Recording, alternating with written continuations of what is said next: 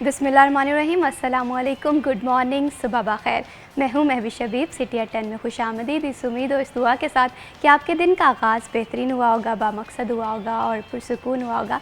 I know कि बहुत सारे लोग इस वक्त डिसपॉइंटेड भी हैं, मायूस भी हैं, क्योंकि कल पाकिस्तान वर्सेस भारत एक बहुत बड़ा टाकरा था। बहुत सारे लोगों ने उम्मीदें वाबस्ता कर ली थी पाकिस्तानी क्रिकेट टीम से, लेकिन मैं ये कहना चाहूँगी कि कोई भी गेम हो, हार जीत जो है वो गेम का हिस्सा होती है, गलतियों से सीखना चाहिए। तो यही चीज़ हम अपनी ज़िंदगी में भी इम्प्लीमेंट कर सकते हैं, क्योंकि जब हम अपनी गलतियों से नहीं सीखते तो उसके कॉन्सिक्वेंसेस जो हैं वो हमें नताइज की सूरत में भुगतने पड़ते हैं। कभी हमारी क्रिकेट टीम को लेकर, कभी हमारी माइशत को लेकर, पॉलिसीज़ को लेकर।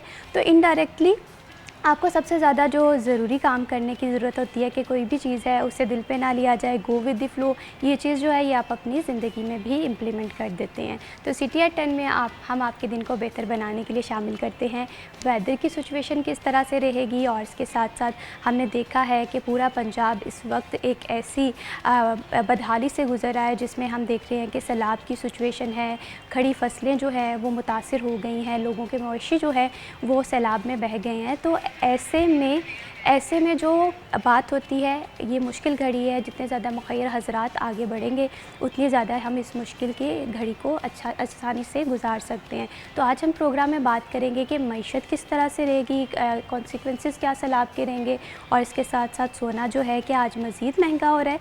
बर्थडे की सेगमेंट जो है वो भी हम शामिल करेंगे। तो सबसे पहले देखते हैं फैसलाबाद का वेदर कैसा रहेगा हमारे टुडेज़ वेदर के सेगमेंट में। फैसलाबाद के वेदर के हवाले से बात करें, फैसलाबाद का मौसम जो है वो दोबारा से गर्मी की तरफ रवा दवा है। एक तरफ हम देख रहे थे कि सफोकेशन कम हो गई थी, लेकिन 2 से 3 दिन हो गए हैं सफोकेशन भी बढ़ रही है। मरियम रज़ा हमारे साथ मौजूद है। मरियम, बताइएगा कि वेदर के हवाले से क्या अपडेट्स है? जी बिल्कुल, शहर फैसलाबाद के मौसम के हवाले से बात करें तो आज शहर का मतला साफ़ है, और इसके साथ साथ फैसलाबाद के अंदर आज सूरज की तेज़ किरणों के साथ दिन का आगाज़ हुआ है। गर्मी की शिद्दत सुबह सवेरे ही महसूस की जा रही है, और इसके साथ साथ दर्जा हरारत में इजाफ़ा जो है वो भी महसूस किया जा रहा है। अगर हम गुज़िश्ता रोज़ की बात करें तो कल के रोज़ में फैसलाबाद का मौसम जो था वो कदर बेहतर भी था, मतलब साफ़ था, लेकिन हवाएं चलने का सिलसिला जारी था। लेकिन आज भी शहर फैसलाबाद में हल्की हवाएं चल रही हैं, जो दिन गुजरने के साथ साथ बिल्कुल ख़त्म होती हुई दिखाई देंगी, और दोबारा से गर्मी का माहौल और हफ्ज़दा माहौल जो महसूस होता है। जहाँ दिन के वक्त में गर्मी की शिद्दत महसूस होती है, तो वहीं रात के औकात में मौसम में खुनकी होने लगती है, और जो मौसम है वो भी बेहतर हो जाता है। दर्जा हरारत के हवाले से बात करें तो कम से कम दर्जा हरारत शहर फैसलाबाद का जो है वो 25 डिग्री सेंटीग्रेड रिकॉर्ड किया गया, जबकि ज़्यादा से ज़्यादा 37 डिग्री रहने का इम्कान है। हवा में नमी का तनासुब इस वक्त 70% है, जबकि हवाएं 3 किलोमीटर फ़ी घंटा की रफ्तार से चल रही हैं। ये चलने वाली हवाएं जो है सुबह के मौसम को तो बेहतर करती हैं, लेकिन जैसे जैसे दिन गुजरता है तो दोपहर तक गर्मी दोबारा से बढ़ने लगती है, और हवाएं भी साकिन हो जाती हैं। महकमा मौसमियात के मुताबिक आइंदा 24 घंटों के अंदर बारिश का कोई भी इम्कान नहीं है, लेकिन आने वाले दिनों में महकमा मौसमियात की जानिब से इस बात की पेशन गोई की गई है कि जो स्पेल है दोबारा से मानसून का 11वां स्पेल, वो 16 सितंबर से 19 सितंबर तक जो है वो दोबारा से होगा। इस सूरत हाल के पेश नज़र एहतियाती तदबीर का मशवरा शहरियों को भी दिया गया है। जी बहुत शुक्रिया मरियम रज़ा तफसीलात से आगाह करने के लिए। बढ़ाते हैं प्रोग्राम को आगे और अब बात करते हैं मौजूदा सिचुएशन के हवाले से। पाकिस्तान की इकॉनमी इस वक्त कहाँ पर खड़ी है? अगर हम बात करें डिज़ास्टर की, तो डिज़ास्टर जो है वो कुदरती आफ़ात होती हैं और इस पर किसी का कंट्रोल नहीं होता, लेकिन डिज़ास्टर को मैनेज करने के लिए हमारी पॉलिसीज़ क्या हैं? फ्लड की सिचुएशन के जैसा कि हमने बात की कि रेस्क्यू ऑपरेशन हो गया, रिलीफ, और अब जो सबसे ज़्यादा ज़रूरी है वो रिहैबिलिटेशंस। अक्सर हम देखते हैं कि सैलाब जब गुजर जाता है तो उसके कॉन्सिक्वेंसेस जो हैं वो काफ़ी अरसे तक रहते हैं। पाकिस्तान की मईशत पर इसके असरात क्या होंगे, इस पर बात करेंगे। इस टॉपिक पर गुफ्तगू करने से पहले जो हमारे आज के ख़ास मेहमान का तारुफ़ करवा दूँ। आज हमें प्रोग्राम में ज्वाइन किया है अहमद जब्बार साहब ने, इकॉनमिस्ट हैं और माशियात के माशाल्लाह काफ़ी एक्सपर्ट हैं। अस्सलाम वालेकुम। कैसे हैं सर आप? ठीक, अल्हम्दुलिल्लाह। Thank you so much for joining us in this programme. और इन्हीं के साथ हमें ज्वाइन किया है सिटी 41 के सीनियर रिपोर्टर अब्दुर्रहमान ने। अस्सलाम वालेकुम। जी वालेकुम सलाम। कैसे हैं अब्दुर्रहमान आप? अल्लाह का शुक्र, आप सुनाएं। अल्हम्दुलिल्लाह मैं बिल्कुल ठीक हूँ। Thank you so much Abdurrahman for joining us in this programme. Ahmad Jabbar sahab, आपसे गुफ्तगू का आगाज़ करूँगी। मैंने तो जब भी आँख खोली है जब से पाकिस्तान में, तो मैं देख रही हूँ कि पाकिस्तान की क्रिकेट टीम की बैटिंग और पाकिस्तान की मईशत वो अक्सर क्राइसिस का शिकार रही है। और मौजूदा सिचुएशन के हवाले से बात करें तो सैलाब है, इसके कॉन्सिक्वेंसेस जो हैं वो किस हद तक ख़तरनाक साबित हो सकते हैं पाकिस्तानी मईशत के लिए? बिस्मिल्लाहिर्रहमानिर्रहीम। Thank you very much Mahvish. आपने मुझे प्लेटफॉर्म दिया यहाँ पे बोलने के लिए। मैं तो स्टार्ट करूँगा जब मैंने पहली दफ़ा सैलाब देखा, डेट इज़ 1988। और 1988 में अप्रॉक्सीमेटली लाहौर और शेखुपुरा और बहुत सारे मुल्कों का शहरों का राब्ता आपस में बिल्कुल कट गया था, इतना ज़्यादा सैलाब आया था। हमने उससे क्या सीखा? फिर सीखा यही कि फिर हमने दोबारा सैलाब देखा, फिर दोबारा रिहेबिलिटेशन, फिर दोबारा सैलाब देखा, और आज हम 2025 पे खड़े हैं अप्रॉक्सीमेटली आफ्टर द 37 ईयर्स, और the situation remains the same. बिल्कुल। गांव के लोगों जो सैलाब का सामना करते हैं, या वो लोग जो निचली सतह पे रहते हैं, वो गांव सैलाब का सामना करते हैं, तो उनके पास उनके एसेट्स में उनकी भैंस होती है, कुछ मुर्गियां होती हैं, कोई बकरी होती है, वो उनका एसेट्स हैं। बिल्कुल। शहर के लोग शायद वो एहसास नहीं करते कि उनका वो एसेट्स हैं, और वो सैलाब में बह जाएं तो उनका समझ लें कि माल मता लुट जाता है। क्या हमने आज हम हॉलैंड की एग्जांपल लें तो हॉलैंड सतह समुंदर से नीचे है, क्या वहाँ सैलाब का सामना नहीं होता? वहाँ सैलाब क्यों नहीं आता? क्यों? उन्होंने प्लानिंग की है, उन्होंने डेवलपमेंट की है, उन्होंने नेशन का सोचा है कि इसको हम किस तरह आगे लेके चलेंगे। पूरी दुनिया में जंगलात कहा जाता है कि हर एरिए का 20% जो एरिया है ना, वो दरख्तों का होना चाहिए, जंगलात का होना चाहिए, जबकि हमारे मुल्क में सिर्फ 3% है अगर उसकी कैलकुलेशन करें। और जिस हिसाब से जंगलात की कटाई हो रही है, तो मेरा ख्याल है कि शायद आज उससे भी कम हो जाए। बिल्कुल। और एक दूसरी तरफ अगर अहमद जब्बार साहब हम बात करें चैलेंजिंग की, तो ग्लोबल वार्मिंग सिर्फ पाकिस्तान का मसला नहीं है, लेकिन मैं ये देख रही हूँ कि पूरी दुनिया ने इस पर काफ़ी ज़्यादा फोकस करना शुरू कर दिया है, लेकिन हम आज भी वहीं के वहीं हैं। यही बात है कि दुनिया ने, हर एक ने अपनी आने वाली चीज़ को सोचा। जापान में 2011 में सुनामी आया, और वहाँ 20,000 या 2 लाख के करीब एग्जैक्ट फिगर की हलाकतें हुई, लेकिन आज उन्होंने वहाँ सुनामी वाल बना दी, और साथ जंगलात इतने हैवी लगा दिए कि आज वहाँ सुनामी टकरा भी जाएगा तो शायद नुकसान ना हो। उन्होंने अपनी गलती से सबक सीखा, उसकी आगे प्लानिंग की, और प्लानिंग करने के बाद उसको जो है ना वो उन्होंने इम्प्लीमेंट किया, जिससे उस मुल्क की नेशन, उस मुल्क की, चाहे वो तबका निचला तबका था या जो कहीं नीचे बैठा था, हर बंदा जो है वो महफूज हो गया। तो मैं समझता हूँ कि जी गवर्नमेंट को, चलें 5 दिन गुजर गए, हम उसको लकीर को नहीं पीट सकते, हम आज से प्लानिंग शुरू कर दें। हमें आज से बताया जाए कि बादशाह डैम की तमीर उधर की कहाँ पहुँची, ताकि हम आने वाले दिनों में या अपनी अगली नस्लों को इन आफात से महफूज कर सकें। बिल्कुल। इसी तरह से गलतियों से सीखना बहुत ज़्यादा ज़रूरी है। अगर हम आज अपनी गलतियों से नहीं सीखेंगे तो शायद आने वाले 10-20 साल हम यही कॉन्सिक्वेंसेस देखें। अब्दुर्रहमान, आपसे मैं ये जानना चाहती हूँ, अगर हम मजमूई तौर पे फ्लड की सिचुएशन के हवाले से देखें, अक्सर आपने भी देखा होगा कि हमारी तरफ से यही बात आती है कि शायद मौसमियाती तब्दीलियाँ, लेकिन हम अपनी गलतियों से नहीं सीख रहे हैं। ये मौजूदा सैलाब की सिचुएशन को आप किस तरह से देखते हैं? एक आम शहरी की ज़िंदगी कितनी मुतासर हुई है? Thank you Mahvish. जैसे अहमद जब्बार साहब ने फरमाया कि 1988 में शायद सैलाब की बात कर रहे थे, तो इससे पहले भी आते रहे हैं। तो ये सैलाब हमारी एलीट के लिए समझ लें एक तरह से तोहफ़ा बन के आते हैं। अब 4-5 अरब डॉलर आएंगे इसकी मद में, तो वो पता नहीं कहाँ चले जाएंगे। उसमें से बेशतर हिस्सा खा लिया जाएगा, एनवायरनमेंट की मद में जो फजूल की मशकें होती हैं वो लगा दिया जाएगा। इसकी मैं मिसाल देता हूँ कि यूब ज़राई तहकीकाती अदारा में जहाँ पे उन्होंने रिसर्च सेल बनाया हुआ है एनवायरनमेंट का, तो अक्सर औकात माली उसके सामने पत्ते इकट्ठे करके जला देते हैं। तो ये हमारी सेंस है कि जहाँ पे दरख्तों के पत्ते इकट्ठे करके, घास इकट्ठी करके जलाना मालियों का फ़न हो। आप कूड़ा स्टैंड किसी पे भी चले जाएं तो वहाँ पे अक्सर आग लगी होती है। तो ये ओवरऑल हमारी सेंस इतनी है कि हम अभी तक अपने जो मुलाजमीन हैं उनको बता ही नहीं सके कि इश्यूज़ क्या हैं। ये भी हमने देखा कि 3 महीने की लगातार मानसून चली है, और उससे पहले हमने कोई 8-10 महीने की लगातार खुश्क साली भुगती है। यानी कि पिछली मानसून और इस मानसून के दरमियान सिर्फ 2 से 3 बारिशें हुई हैं। और अब्दुर्रहमान, आपने ये भी नोटिस किया होगा कि बारिश जब हुई है तो अखीर किस्म की बारिश हुई है कि हमने कभी सोचा नहीं था कि वेदर इतने स्फेयर भी हो सकते हैं। और आप देखें, अब बारिशें शायद एक आध और स्पेल और उसके बाद ख़त्म हो जाए, और उसके बाद फिर हमें 7-8 महीने की खुश्क साली का सामना होगा। तो ये जो हमारे हुक्मरान जिनसे उम्मीदें हम अक्सर रखते हैं, तो ये तो लूट मार का ज़रिया बना लेते हैं ना। अब पिछले साल 1.5 साल में हुकूमत पर तनकीद हो रही थी, तो अब उनको बहाना मिल गया कि मुल्क तो बड़े अच्छे हाल में चल रहा था, फिर फ्लड आ गया। अब गंदम की जो पॉलिसी थी हुकूमत की कि उन्होंने ख़रीदारी नहीं की तो गंदम बढ़ने को थी, उनको भी मौका मिल गया कि ये सैलाब की वजह से बढ़ गई है। तो अब हर वो मसला जो हुकूमत की नाअहली की नज़र होना था, बैड गवर्नेंस पर बात की जानी थी, वो सारे के सारे बहाने मिल गए कि ये फ्लड आया जिस वजह से डेवलपमेंट मुतासर हो गई। तो अब हकीकतन इसमें जैसे अहमद साहब ने भी निशानदेही की कि बेंसें लोग मरे हैं, 1000 से ज़ायद अफराद जान से हाथ धो बैठे हैं, जानवरों की तो गिनती ही नहीं है। वो पता नहीं कोई 30-35 हज़ार देहात जो बराह रास्त मुतासर हुए हैं। इसी तरह से 4 से 5 मिलियन लोग मुतासर हुए हैं जिनको अपने घर बार छोड़ने पड़े। तो जो कल के गांव देहात में अमीर लोग थे वो आज के गरीब हैं और वो कैंपों में बैठे हुए हैं कि 2 वक्त की रोटी दे जाए। गुजरात में या मंडी बाउलदीन में या दूसरे इलाकों में जहाँ पे सैलाब आया, तो वो मैं रिपोर्ट्स देख रहा था कि वो लोग जो वहाँ के अमीर तरीन लोग समझे जाते हैं, उनको अल खिदमत फाउंडेशन या दूसरे लोग कश्तियों में जाके खाना दे रहे थे। उनकी छतों पे 2 वक्त का खाना नहीं था उनके और पास। देहात में तो अब्दुर्रहमान ये जो मवेशी हैं, ये मुर्गियाँ और फिर हैं, अगली फसलें, बात ये की जमा पूंजी होती जो है। जुल्म उनके साथ ये हुआ है कि जहाँ से गवर्नमेंट नहीं पहुँची, और वो अक्सर जगह हैं जहाँ पे नहीं पहुँची, वहाँ पे प्राइवेट जो कश्ती माफिया है वो चला गया। 10-10 हज़ार रुपया फ़ी बंदे से लिया गया है वापस लाने का, डेड बॉडीज़ वापस लाने के पैसे लिए गए हैं।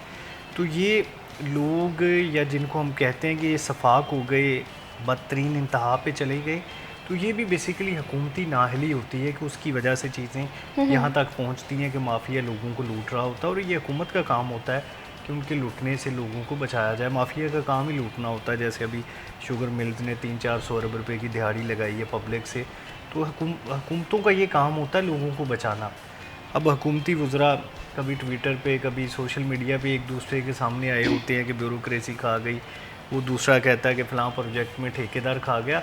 अब हुकूमती सतह पे लोग खबरें पहुंचा रहे हैं लोगों को, बजाय उसकी कि वो रोकें उसको, रुकावट बने, बल्कि उल्टा वो लोगों को बता रहे हैं आपके साथ ये हो रहा है। बिल्कुल, कहीं ना कहीं हम लोग ना एक अब सिचुएशन है सैलाब की, ठीक है, जाहिर सी बात है सैलाब आया है, इसके कॉन्सिक्वेंसेस भी रहेंगे, लेकिन इस चीज़ से बाहर निकलना है। इस चीज़ से बाहर निकलने के लिए हमें अपनी पॉलिसीज़ जो हैं वो मजबूत करनी चाहिए, कंसिस्टेंसी से काम करना चाहिए। यहाँ पर अहमद जब्बार साहब, आपसे मैं ये जानना चाहती हूँ, अगर हम ज़राअत के हवाले से मईशत को देखें तो पाकिस्तान एक एग्रीकल्चर कंट्री है, लेकिन पिछले 1-2 सालों से जो किसानों के साथ होता रहा है वो भी हम लोगों ने देखा है। ऐसे में सैलाब की सिचुएशन है, तो इस चीज़ का कितना ज़्यादा इम्पैक्ट होगा? देखें, हम पाकिस्तान एक ज़रूरी मुल्क है और हमें अफसोस से कहना पड़ता है कि ज़रूरी मुल्क को गंदम इंपोर्ट करना पड़ती है, जबकि गंदम एक हर इंसान की, हर गरीब आदमी की एक बेसिक नीड है। बिल्कुल ऐसे और हर जो आपका सतह गुरबत से जो नीचे बंदा है वो कम से कम अपने 1 साल की गंदम ज़रूर ख़रीद के रखता है कि चाहे वो अचार से रोटी खा लेगा, कम से कम अपना पेट भर लेकिन लेगा। गंदम के साथ जो कॉन्सिक्वेंसेस किसानों के आज तक हम भुगत रहे हैं, बेचारों को अभी तक पेमेंट का तयन नहीं किया गया, जिसकी वजह से किसान ये कह रहे हैं कि हमारा मईशत का कत्ल हो रहा है। इसमें मैं आपका फर्दर पॉइंट ऑफ व्यू लाजमी जानूंगी। बहुत ही खूबसूरत बात आप कर रहे हैं, तो जहाँ से गुफ्तगू के तसलसल का आगाज़ करेंगे, लेकिन यहाँ पर वक्त है एक छोटी सी ब्रेक का। कीमत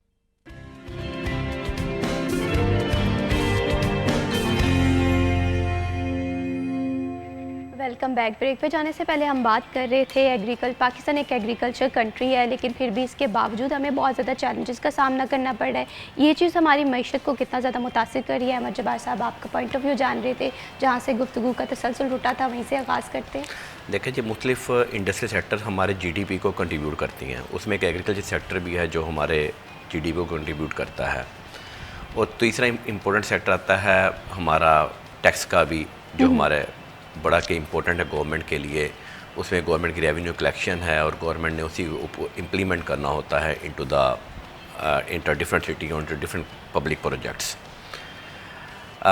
चूँकि हम अपने शहर में बैठे हैं और अपने शहर की बात ना करें तो अच्छी बात नहीं है। अब अपने शहर की एग्जांपल ले लें तो अब मेरा ख्याल शायद ही कोई ऐसी सड़क हो जो सही सलामत हो। इसका मतलब है कि पब्लिक प्रोजेक्ट का पैसा जो है वो हमारे शहर में तो कम से कम बिल्कुल नहीं लग रहा। शायद 2 बड़े शहरों में लग रहा है, जहाँ जिसको हम लाहौर और इस्लामाबाद कह सकते हैं। यहाँ भी इंसान बसते हैं, उनकी भी ज़रूरियत है, उनको भी एक पीस ऑफ माइंड चाहिए कि जब वो ट्रैफिक के चीज़ें हैं। तो एग्रीकल्चर सेक्टर सैलाब की वजह से हिट हुआ है, इसमें कोई डाउट नहीं है। लेकिन बात वही है कि इस जो हम पहले से बात करते आ रहे हैं कि इसकी रोकथाम के लिए हमने क्या किया। तो क्या नजर आ रही है हम आपको आज कोई इकदामात होते हुए? 1988 से प्लानिंग शुरू कर देते, हम 90 से प्लानिंग शुरू कर देते, हम 2000 में प्लानिंग शुरू कर देते, तो मैं समझता हूँ कि आज पाकिस्तान एक बहुत बड़ा सेक्टर होता for the agriculture, contribute all around the at least to the neighbouring country like the UAE and the other else. लेकिन यहाँ पे क्या हो रहा है कि हम उल्टा हम इंपोर्ट कर रहे हैं उसी चीज़ को, इसलिए हम समझते हैं कि शायद अब हम ज़री मुल्क कहलाने के भी हमें वो जो ये फ्रेज़ है ये ख़त्म कर देना चाहिए कि पाकिस्तान एक ज़री मुल्क है।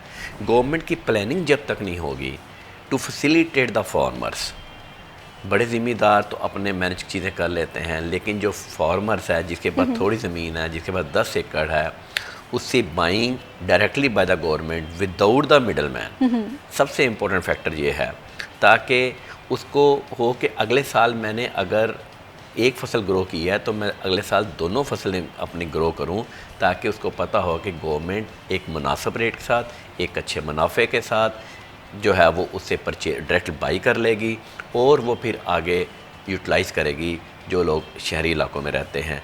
तो आपने किसान को फैसिलिटेट करना है, आपने अपनी लेबर क्लास को फैसिलिटेट करना है।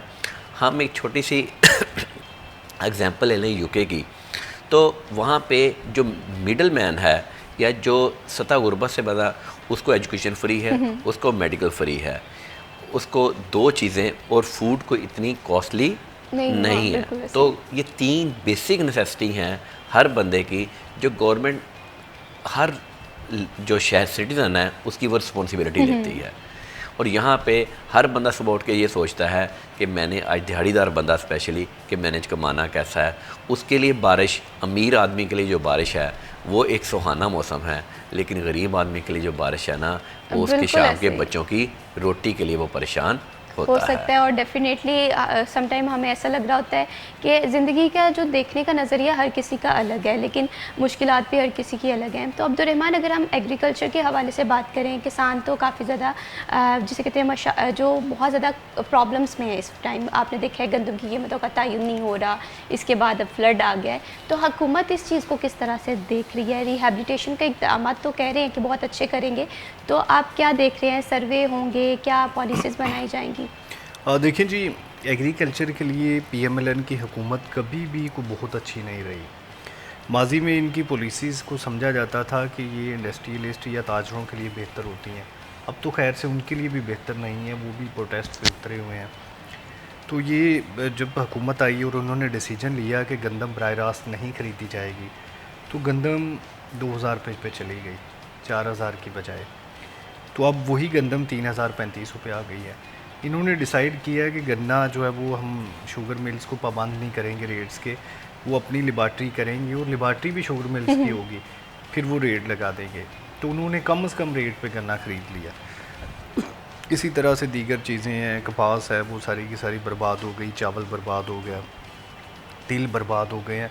तो हुकूमत जब किसी भी चीज़ की रिस्पॉन्सिबिलिटी नहीं ले रही, तो उसका नतीजा ये निकल रहा है कि वो मिडल मैन या आड़ती जो भी हम कह लें, उन्होंने गंदम लेके स्टोर कर ली या फ्लोर मिल्स वालों ने, और अब महंगे दामों बेच रहे हैं।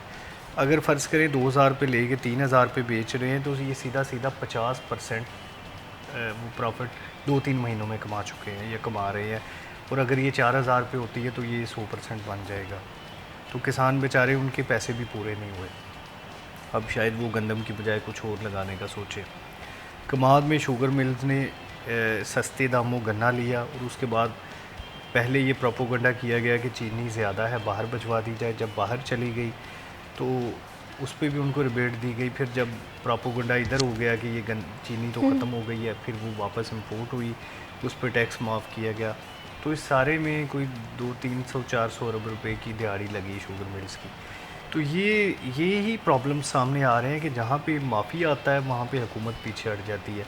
जहाँ पे गरीब बंदे की कोई दुकान आती है, उससे वो पीरा डिपार्टमेंट भी चढ़ जाता है, कॉरपोरेशन भी तोड़ देती है। लेकिन जहाँ पे आ जाती हैं ये फ़्लड की जो सूरत हाल है, इस पे चनाब पे जो रियल फ़्लड था, बाकी जहाँ पे रावी है या सतलुज था, वहाँ पे वो सारे लोग थे जिन्होंने दरिया की जगह पे कब्ज़े किए हुए थे, घर बनाए हुए थे, कॉलोनीज़ बनाई हुई थी। तो अब उनको कोई नहीं पूछ रहा। लाहौर में बड़ी बड़ी कॉलोनीज़ है जिनको कोई नहीं पूछ रहा। ये तांदलियाँ वाला में रावी के मकाम पे लोगों ने कब्ज़े किए हुए थे या दीगर जितने भी थे, उनको अब कोई नहीं पूछ रहा। तो यही फिर वो सवाल होता है कि जब गरीब की बारी आती है तो फिर गवर्नमेंट के सारे रूल्स एंड रेगुलेशन आ जाते हैं, IMF आ जाती है, लेकिन जब बड़े लोगों की बारी आती है, माफिया की बारी आती है, तो फिर सारे कानून खामोश हो जाते हैं। बिल्कुल इसी तरह से अगर मौजूदा सिचुएशन के हवाले से बात करें, बिज़नेस कम्युनिटी है वो क्राइसिस में है, इंडस्ट्रियलिस्ट हैं, वहाँ पर कहीं ना कहीं प्रॉब्लम्स हम देख रहे हैं। तो इंडस्ट्रीज़ को एम्पावर करना बहुत ज़्यादा ज़रूरी है। एग्रीकल्चर हो, वो किसान हो, अगर हम सारी चीज़ों को एम्पावर नहीं करेंगे, ऐसी पॉलिसीज़ नहीं बनाएंगे अहमद जब्बार साहब, तो मुझे लगता है कि हम फिर आज से 20-30 साल पीछे जाते हुए दिखाई देंगे कि दुनिया तरक्की कर रही है और हम दिन ब दिन नीचे से नीचे गिरते जा रहे हैं। देखें जी, दो चीज़ें हैं। मैं सबसे इम्पोर्टेंट बात है रूल ऑफ लॉ, और रूल ऑफ लॉ और उसकी एप्लीकेशन। अब अगर इसको हम साथ टैक्सीज में ले लें फॉर द इंडस्ट्रियल सेक्टर, तो इस वक्त जो टैक्सीज का रेट है डेट इज़ अप्रॉक्सीमेटली 45%। इसका मतलब सादा अल्फाज में मैं आम आवाम को समझाने की बात कर रहा हूँ कि अगर कोई 100 रुपये कमाता है तो वो कह रहे हैं जी 45 रुपये गवर्नमेंट कहती है जी मुझे दे दे, और ये 45 और ये 50 तक रुपये तक जाता है। अब आप कहते हैं कि जी है ना 50 रुपये आप गवर्नमेंट कहती है मुझे देते हैं, और वो बंदा जिसने सारा दिन कमाया और वो 16 डिपार्टमेंट से 20 डिपार्टमेंट को फेस भी कर रहा है। अगर एक कोई इंडस्ट्री लगाता है तो तकरीबन गवर्नमेंट के 16 डिपार्टमेंट को फेस भी करता है। उसमें उसको किस तरह मैनेज करना पड़ता है ये भी हर बंदा जानता है। और फिर वो 50 रुपये वो कहता मैं घर लेके जाऊँ, उसमें वो फिर अपने बच्चों के लिए मेडिकल भी करे, एजुकेशन भी करे, उसने ज़ाहिर है उसने कुछ खाना पीना भी है, और फिर खाने पीने के ऊपर भी टैक्स दे। और एक गरीब बंदा जो माचिस की डिब्बी भी ख़रीदता है वो उसके ऊपर भी टैक्स देता है। और वो टैक्स यूटिलाइज़ कहाँ पे हो रहा है? जो आपकी हाई अप्स हैं उसकी गाड़ी में पेट्रोल डाल रहा है और उसको वो चीज़ फ्री है। और जो अफोर्ड करता है बंदा, गरीब बंदे का टैक्स इस्तेमाल कहाँ पे हो रहा है? इशराफिया की लग्जरीज पे। मैं सैलरी की बात नहीं कर रहा। शहाना प्रोटोकॉल आप ख़त्म करेंगे और गरीब के टैक्स का पैसा जब गरीब पे लगाएंगे तो या इंडस्ट्री को फैसिलिटेट करेंगे तो इंडस्ट्री का बंदा भी जो है वो गवर्नमेंट को टैक्सेस देने को तैयार होगा। उसमें आपकी इकोनॉमिक स्टेबिलिटी जो है वो सबसे अहम है।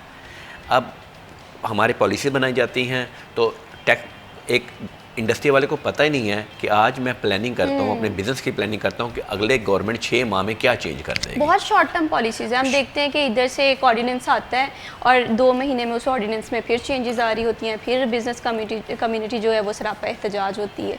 तो इस वजह से जब ज़ाहिर है कि इंडस्ट्री कोई एक दिन का काम नहीं होता, उसने 5 साल की प्लानिंग करनी होती है। तो consistent policies for the business stability, तभी हम इस मुल्क को और एक्सपोर्ट ऑफ बिज़नेस जो है, हम सिर्फ बंदे बाहर बेके खुश हो रहे हैं इस वक्त। जैन से लेकर आज तक जो डाटा है अप्रॉक्सीमेट 8 लाख बंदा बाहर चला गया है। वो कौन 8 लाख बंदा बाहर गया है? उसमें लेबर क्लास बहुत कम है, उसमें आपका ब्रेन ड्रेन हुआ है, इसी तरह से उसमें आपका इंटेलिजेंट पर्सन बाहर गया है, उसमें आपका इंजीनियर, डॉक्टर, हर इम्पोर्टेंट बंदा जो है उसने बाहर के ख्वाब देखे हैं। उसने क्यों देखे? उसको नज़र आ रहा है कि फ्यूचर मेरा शायद यहाँ पे या मेरी औलाद का यहाँ पे महफूज नहीं। बिल्कुल वो तभी है कि जब यहाँ पर रोज़गार होगा, लोगों के पास अपॉर्चुनिटीज़ होंगी, बिजनेस इन्वेस्टमेंट होगी। तो अच्छा महविश, मैं इसमें मैं साहब की बात को थोड़ा आगे बढ़ाऊँगा कि जैसे इन्होंने टैक्स के हवाले से बताया, तो टैक्स दे कौन रहा है? या तो वो इंडस्ट्रियलिस्ट दे रहा है जो रजिस्टर्ड है, फाइलर है, बड़े चंद परसेंट है, या सैलरीड पर्सन टैक्स दे रहा है जिनका टैक्स कट के आ रहा है। और वो सैलरीड पर्सन का जो टैक्स है वो शायद उससे कई गुना बढ़ जाता है जो दीगर इंडस्ट्री वाले देते हैं।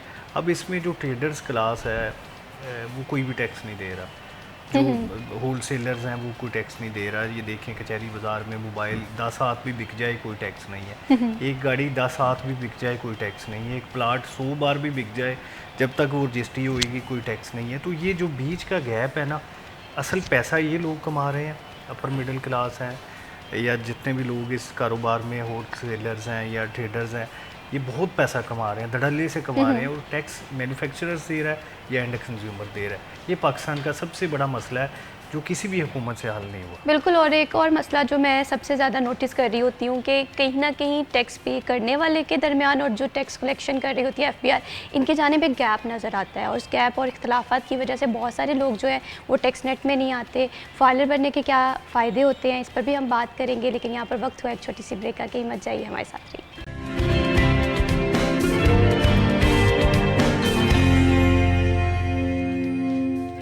Welcome back. ब्रेक पे जाने से पहले हम बात कर रहे थे कि किसी भी मुल्क के लिए टैक्सेशन बहुत ज़्यादा ज़रूरी है।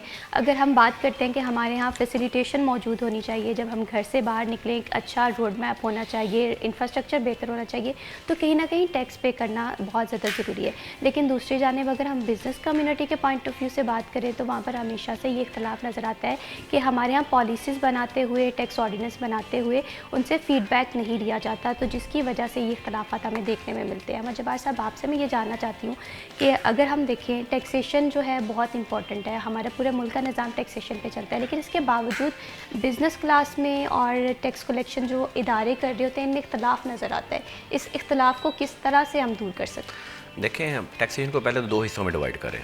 एक है आपकी डायरेक्ट टैक्सेशन, एक है आपकी इनडायरेक्ट टैक्सेशन। अगर आप कहें कि फाइलर बहुत कम हैं तो मैं उसको दो हिस्सों में डिवाइड करूँगा। एक्चुअली तो 24 करोड़ फाइलर हैं, 24 करोड़ टैक्स पेयर हैं, फाइलर नहीं है, 24 करोड़ टैक्स पेयर हैं। क्यों? सेल टैक्स की में वो हर चीज़ पर टैक्स दे रहा है, चाहे वो गरीब आदमी है चाहे कोई अमीर आदमी है। अब दोनों का रेट ऑफ टैक्सेशन डिफरेंट है। अमीर बंदे को 18% पे कोई फ़र्क नहीं पड़ता सेल्स टैक्स में, लेकिन जो गरीब बंदा एक आम इस्तेमाल की चीज़ पे 18% देता है तो उसको बहुत अफेक्ट आता है। इसका मतलब ये हुआ कि 24 का 24 करोड़ बंदा टैक्स पेयर तो है। अब आ जाए दूसरा टैक्स जिसको हम इनकम टैक्स बोलते हैं, उसमें हमारा जो है वो सिर्फ 24 करोड़ में से 6 मिलियन जो है वो फाइलर है।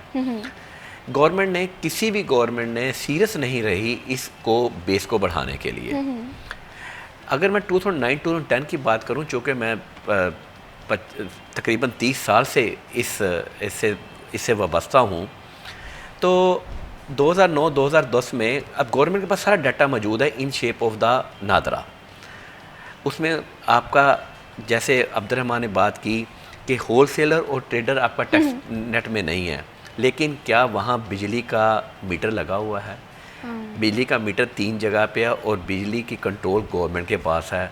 गवर्नमेंट को पता है कि हमारे गोडाउंस कहाँ पे हैं, गवर्नमेंट को पता है कि हमारी शॉप्स कहाँ पे हैं, तो गवर्नमेंट अपना टैक्स नेट जो है वो बड़े आराम से बढ़ा सकती है। 2009-2010 में गवर्नमेंट के पास एक डाटा बड़ा इंटरेस्टिंग कलेक्ट हुआ, जिसमें बैंक स्टेटमेंट्स लोगों की, जिसमें ह्यूज ट्रांजैक्शन थी और जो लोग टैक्स नेट में नहीं थे। उस वक्त जो हमारी फाइलर थे वो सारे 7 के 8 लाख फाइलर थे, और वो जो गवर्नमेंट के पास डाटा आया था वो 3.2 और 3.5 मिलियन का था। अगर गवर्नमेंट उसको चाहती तो उस टैक्स नेट को 3.5 मिलियन तक ना भी लेकर एटलीस्ट 2.5 मिलियन तक लेके जा सकती थी, कि सबको नोटिस देती और वहाँ पे टैक्स इन्फोर्समेंट रियल सेंस में करते। लेकिन गवर्नमेंट ने सोचा कि इससे पता नहीं बिज़नेस कम्युनिटी में क्या हो जाएगा। हालांकि प्रेशर भी तो आ जाता है ना, कि आपने देखा होगा कि जब भी कोई टैक्स ऑर्डिनेंस आता है तो उस पर बिज़नेस कम्युनिटी के इख्तलाफात भी आते हैं, कभी कभी एहतजाज भी हो रहा है, तो कहीं ना कहीं मुझे ये लग रहा है कि गवर्नमेंट भी थोड़ा सा प्रेशर में आ जाती है। नहीं, देखें, इंडस्ट्रियल और सैलरी क्लास दो बंदे टैक्स दे रहे हैं, और जिस बंदे की बैंक स्टेटमेंट्स में हैवी ट्रांजैक्शन, इसका मतलब है he should be the filer. उस पर गवर्नमेंट को अगर अपनी इन्फोर्समेंट करता है तो वो बंदा कभी एहतजाज, मैं समझता हूँ, नहीं करेगा। उसको पता है कि यार मैंने आई हैव टू पे द टैक्स। तो गवर्नमेंट को अपनी बेस जो है, गवर्नमेंट का इस वक्त टैक्स टू जीडीपी रेशो 8 या 9% में घूम रही है, जबकि तमाम तरक्की याफ्ता मुल्कों में टैक्स टू जीडीपी रेशो आपकी 18 से 19% में होनी चाहिए। तो आपकी टैक्स कलेक्शन तब कब बेहतर होगी? जब आप थोड़ा सा टैक्स रेट्स डाउन करेंगे और आप लोगों को बेसिक इंफ्रास्ट्रक्चर देंगे। उसको फ़िक्र नहीं होगी कि मेडिकल एजुकेशन की तरफ से कोई प्रॉब्लम नहीं है, सबके लिए एजुकेशन लेवल एक जैसा है। हमारे मुल्क में तो एजुकेशन निज़ाम ही 5 हैं, मदरसा, फिर आप शुरू कर दें प्राइमरी क्लास, फिर आप शुरू कर दें जी अपर, एक लोअर प्राइवेट क्लास, फिर एक अपर प्राइवेट जिसको हम कह लें, एक फिर हायर प्राइवेट। यानी कि हम 5 एजुकेशन सिस्टम प्रोड्यूस कर रहे हैं और वहाँ से डिफरेंट बच्चा निकल रहा है और उसका थिंकिंग लेवल बहुत डिफरेंट है। जापान में 4 से 7 साल के बच्चे को कुछ नहीं पढ़ाया जाता, उसको सिर्फ सिविक सेंस सिखाई जाती है। और हम कुरान पाक में देख लें तो कुरान पाक में या इस्लाम में है कि 4 से 7 साल बच्चा जो जहन में बिठा लेता, उसका वो सारी उम्र के लिए उसके जहन में नशीन रहता है। इसका मतलब ये है कि वो लोग इस्लाम की इंजेक्शंस को फॉलो कर रहे हैं, और हम यहाँ पे कितनी भी कर लें और हम सिविक तौर पे, हम एथिकली, मुझे तो लगता है हम हर लम्हे हर दिन, जैसे इसने बात की कि एक वो बोट क्या 10,000 रुपये ले रहे हैं बंदे, तो हम डाउनवर्ड जा रहे हैं, हम शायद हम एक जगह पे स्टैंड भी नहीं कर रहे। बिल्कुल, सिविलाइज नेशन होना बहुत ज़्यादा ज़रूरी है। हम देखेंगे कि इसमें अगर टैक्स चोरी के हवाले से बात करें, अगर आपको ये शाउर होगा कि ये कितना इंपॉर्टेंट है हमारे मुल्क के लिए, तो आप शायद टैक्स चोरी कभी ना कर पाएँ। तो अब्दुर्रहमान, मैं आपसे ये जानना चाहती हूँ, अगर हम मौजूदा सिचुएशन के हवाले से बात करें, बिज़नेस कम्युनिटी से ज़ाहिर सी बात है आपकी मुलाकात होती रहती है, तो वो कारोबार पर क्या असरात देखते हैं जो मौजूदा टैक्स निज़ाम है हमारा? महविश देखिए, इससे आप अंदाज़ा कर लें कि जो पीटीई का दौर था, पाकिस्तान में जब भी कोई मार्शल लॉ आया ना तो बड़ी इंडस्ट्री लगती है। उसके बाद पीटीआई के दौर में बड़ी इंडस्ट्री लगी थी, फेडमैक में इधर उधर लोगों ने बड़ी मशीनरी मंगवाई। अब जब से ये दौर आया, कोई नई इंडस्ट्री बहुत कम लगी है, जो पुरानी मौजूद हैं वो चल रही हैं। लोगों ने ये ट्रंप ने जो गोल्ड कार्ड मुतारफ़ करवाया था, वो फैसलाबाद से कई लोगों ने वेल किया। आप इससे अंदाज़ा लगा लें कि लोग यहाँ से अपने मुस्तकबिल से कितने मायूस हो गए हैं। लोग बाहर की नेशनलिटी लेने के लिए पागल हुए पड़े हैं कि किसी न किसी तरह से यहाँ से सरमाया उठा के बाहर ले जाएं। ये चैम्बर में पता नहीं अफ्रीका का कोई एक मुल्क था, वहाँ से कोई एम्बेसडर आया हुआ था, वो बता रहा था बिजली के रेट्स। तो हमारे जो रेट्स एनर्जी के चल रहे हैं ना, ये बेसिकली पाकिस्तान को बर्बाद कर रहे हैं। पाकिस्तान को IPPs ने जितना बर्बाद किया इतना शायद दहशतगर्दी ने भी नहीं किया होगा। दहशतगर्दी, एक बार बंदा मरता है, यहाँ से बंदों को निचोड़ा जा रहा है। आम लोगों को, इंडस्ट्री को, नौजवानों की जवानियाँ बिजली के बिल्स देने में बर्बाद हो रही हैं। ये लोग बाइक्स बेच रहे हैं जो गरीब लोग हैं। ये नून लीग को जो हार का सामना करना पड़ा था इलेक्शंस में, ये सिर्फ बिजली के बिल्स से, जिनकी वजह से वो हार गए थे। बिल नहीं दिए जा सकते लोगों से, मीटर काटे जा रहे हैं, और एक जानब जो लोग मिडिल क्लास या अपर मिडिल क्लास हैं, वो सारे के सारे सोलर पे चले गए हैं। तकरीबन जो है वो 25% तक लोग पिछले कुछ सालों में सोलर पे जो है वो कन्वर्ट हुए हैं। तो जो 25% लोगों का बिल था, वो भी उन्हीं लोगों को देना पड़ रहा है जो सोलर पे नहीं गए, क्योंकि IPPs के साथ जो मुआहदे किए हुए हैं, जिसमें ये भी शामिल है कि हमने कैपेसिटी पेमेंट्स करनी ही करनी है, तो वो चाहे आप बिजली इस्तेमाल करें या ना करें। और पिछले कुछ दिन पहले मैं देख रहा था 2800 अरब रुपया इस मद में, जो बिजली इस्तेमाल नहीं कर रहे, इस मद में देना पड़ रहा है। तो अब मसला ये है कि ये इंडस्ट्री पे भी इफ़ेक्ट होता है। जो इंडस्ट्री सोलर पे चली गई है ठीक है, जो नहीं गई वो बिजली की वजह से अपने रेट्स नहीं पूरे कर पा। बिल्कुल इसी तरह से अगर हम हमारे इंडस्ट्रीज़ के हवाले से बात करें, अगर हम फैसलाबाद को ही देखें, अहमद जब्बार साहब टेक्सटाइल का हब फैसलाबाद हुआ करता था, और हमने पिछले दिनों देखा है कि टेक्सटाइल जो है इसे दोबारा से एम्पावर करने की ख़बरें हम हुकूमत की जानिब से देख रहे हैं। तो अगर यहाँ पर टेक्सटाइल इंडस्ट्री दोबारा से बहाल होती है, जैसे हम माजी में देखा करते थे, तो इस चीज़ का भी बड़ा फ़ायदा होगा फैसलाबाद को। देखें, अगर हम 2021-2022 की बात करें, इसने PTI के दौर की बात की, तो एक टाइम ऐसा आया था कि यहाँ पे आपको मज़दूर नहीं मिल रहा था। इतनी एकदम हम एक राइट ट्रैक पे आ गए थे। टेस्ट आपका GDP रेशो आपका 6 पे चला गया था, और आपका large scale manufacturing for the first time 2006 के बाद आपका 11% में गया था। इतनी मशीनरी की इंस्टॉलेशन हुई थी, और आपको यहाँ पे मज़दूर शायद घर बनाने के लिए भी मिल रहा था। वो कहता नहीं जी, मैं तो किसी जगह पे फैक्ट्री में काम कर रहा हूँ। तो मैं समझता हूँ कि वो राइट ट्रैक पे आया, और फिर उसके बाद इन्होंने एक पॉलिसी कही, उसको हम EFS बोलते हैं अपनी ज़बान में, और वहाँ बहुत सारे स्पिनिंग यूनिट जो हमारे यान बनाते थे वो बंद हो गए। और एक स्पिनिंग यूनिट में आपका उसके 7 डिफरेंट यूनिट्स होते हैं एक स्पिनिंग यूनिट के अंदर, और उसमें बहुत एम्प्लॉइज़ काम कर रहा होता है। स्पिनिंग यूनिट्स के हवाले से बात करें, textile industry research and development के हवाले से बात करें, इस पर बहुत ज़्यादा काम होना बाकी है। इकॉनमी को सही डायरेक्शन में किस तरह से लेकर जा सकते हैं, इस पर हम बात करेंगे, लेकिन यहाँ पर वक्त हुआ एक छोटी सी ब्रेक का, कि मत जाइए हमारे साथ।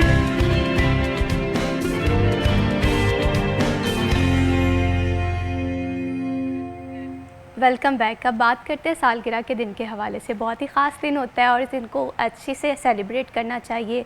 लोगों के साथ घुल मिल के नेक तमन्नाओं का इजहार जो है आपसे करने वाले बहुत सारे लोग मौजूद होते हैं, तो इस दिन को इनडायरेक्टली अच्छे से सेलिब्रेट करें। और आज की बर्थडे के हवाले से बात करें तो आज सैयद हया बुखारी जो हैं वो अपनी सालगिरह मना रहे हैं। सबसे पहले देखते हैं ये clip. Happy birthday to you. Happy birthday, happy birthday, happy birthday to you. Happy birthday to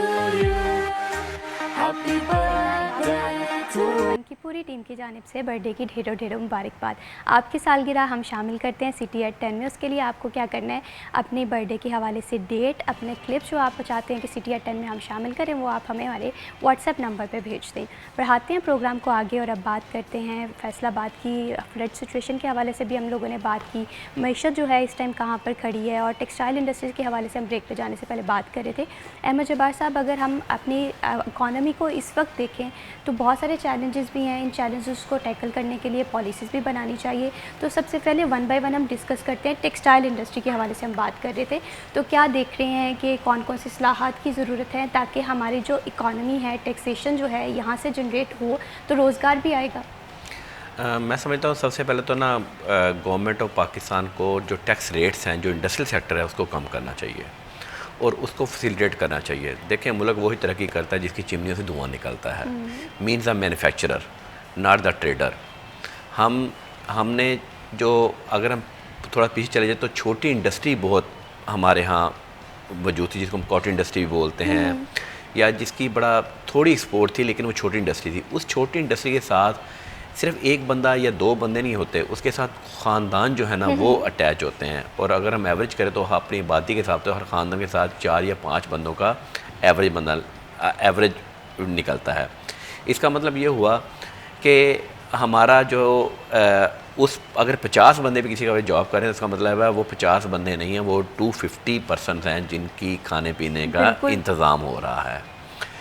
Abdurrahman ने बात की IPPs की, इसमें डाउट ही कोई नहीं है कि जितना IPPs ने नुकसान पहुंचाया, शायद ही किसी मुल्क ने नुकसान पहुंचाया हो, शायद ही किसी चीज़ ने इस मुल्क को नुकसान पहुंचाया हो। IPPs देख लें और शुगर मिल देख लें, किन लोगों की है वो भी आप एनालाइज़ कर लें, वो हर बंदे को पता है किन लोगों की है। मैं यहाँ पे एक एग्जांपल कोट करना चाहूँगा। हज़रत अबू बकर सिद्दीक़ जिस दिन खलीफा बने तो वो बाज़ार जा रहे थे, तो हज़रत उमर ने कहा कि जी अबू बकर कहाँ जा रहे हैं, उसको उनके कपड़े का काम था, तो उन्होंने कहा जी कि मैं अपनी दुकान खोलने जा रहा हूँ। तो हज़रत उमर ने कहा था कि फिर हर बंदा चाहेगा कि मैं खलीफा की दुकान से ख़रीदारी करूँ ताकि मैं खलीफा को ओबलाइज कर सकूँ और उससे कोई अपना काम ले सकूँ। और उस दिन हज़रत अबू बकर सिद्दीक़ ने अपनी दुकान जो है वो बंद कर दी थी।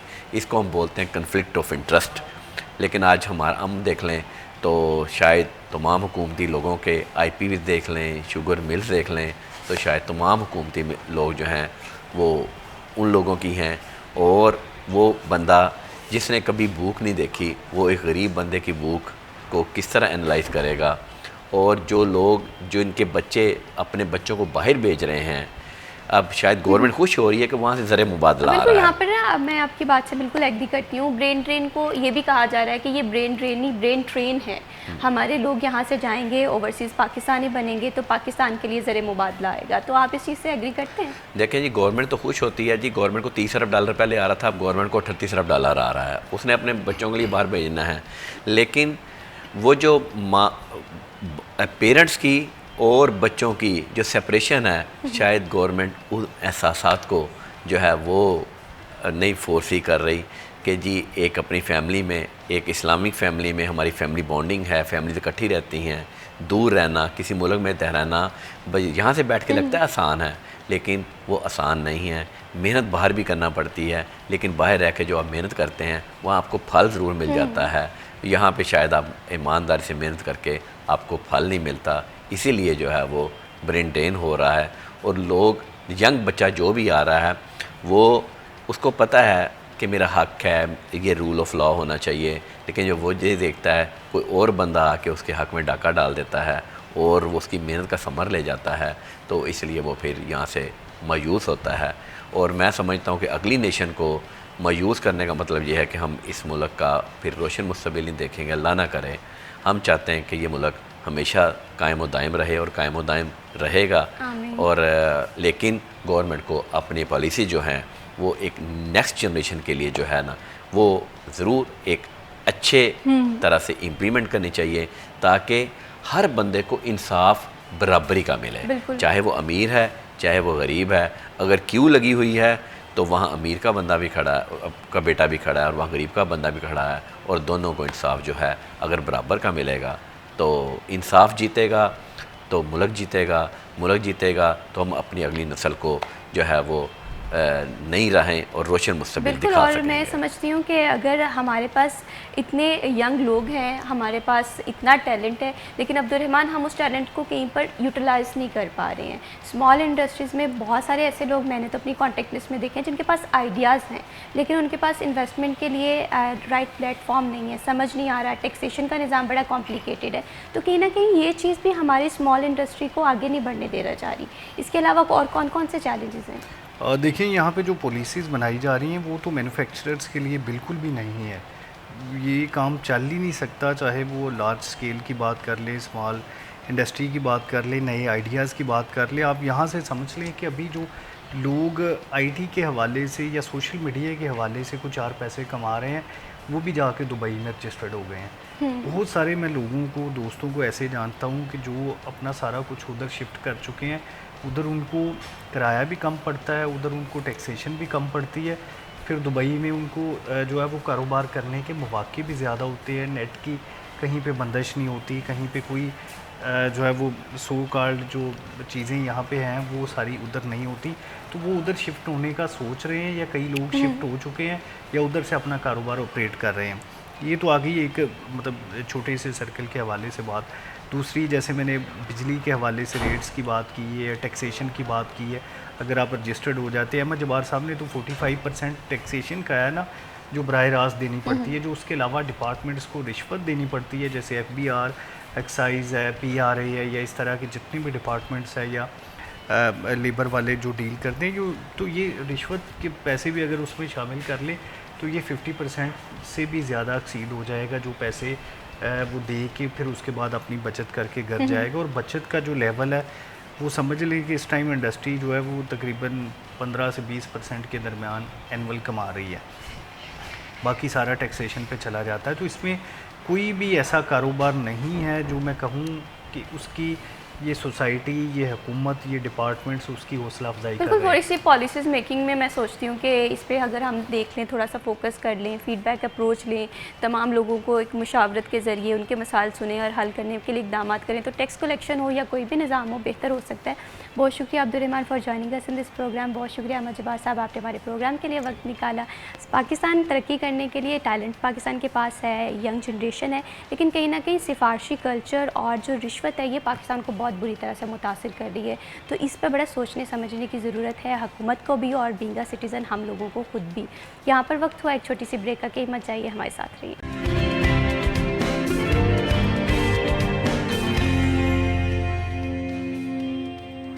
Welcome back. बढ़ाते हैं प्रोग्राम को आगे और अब बात करते हैं कुछ किचन आइटम्स के हवाले से।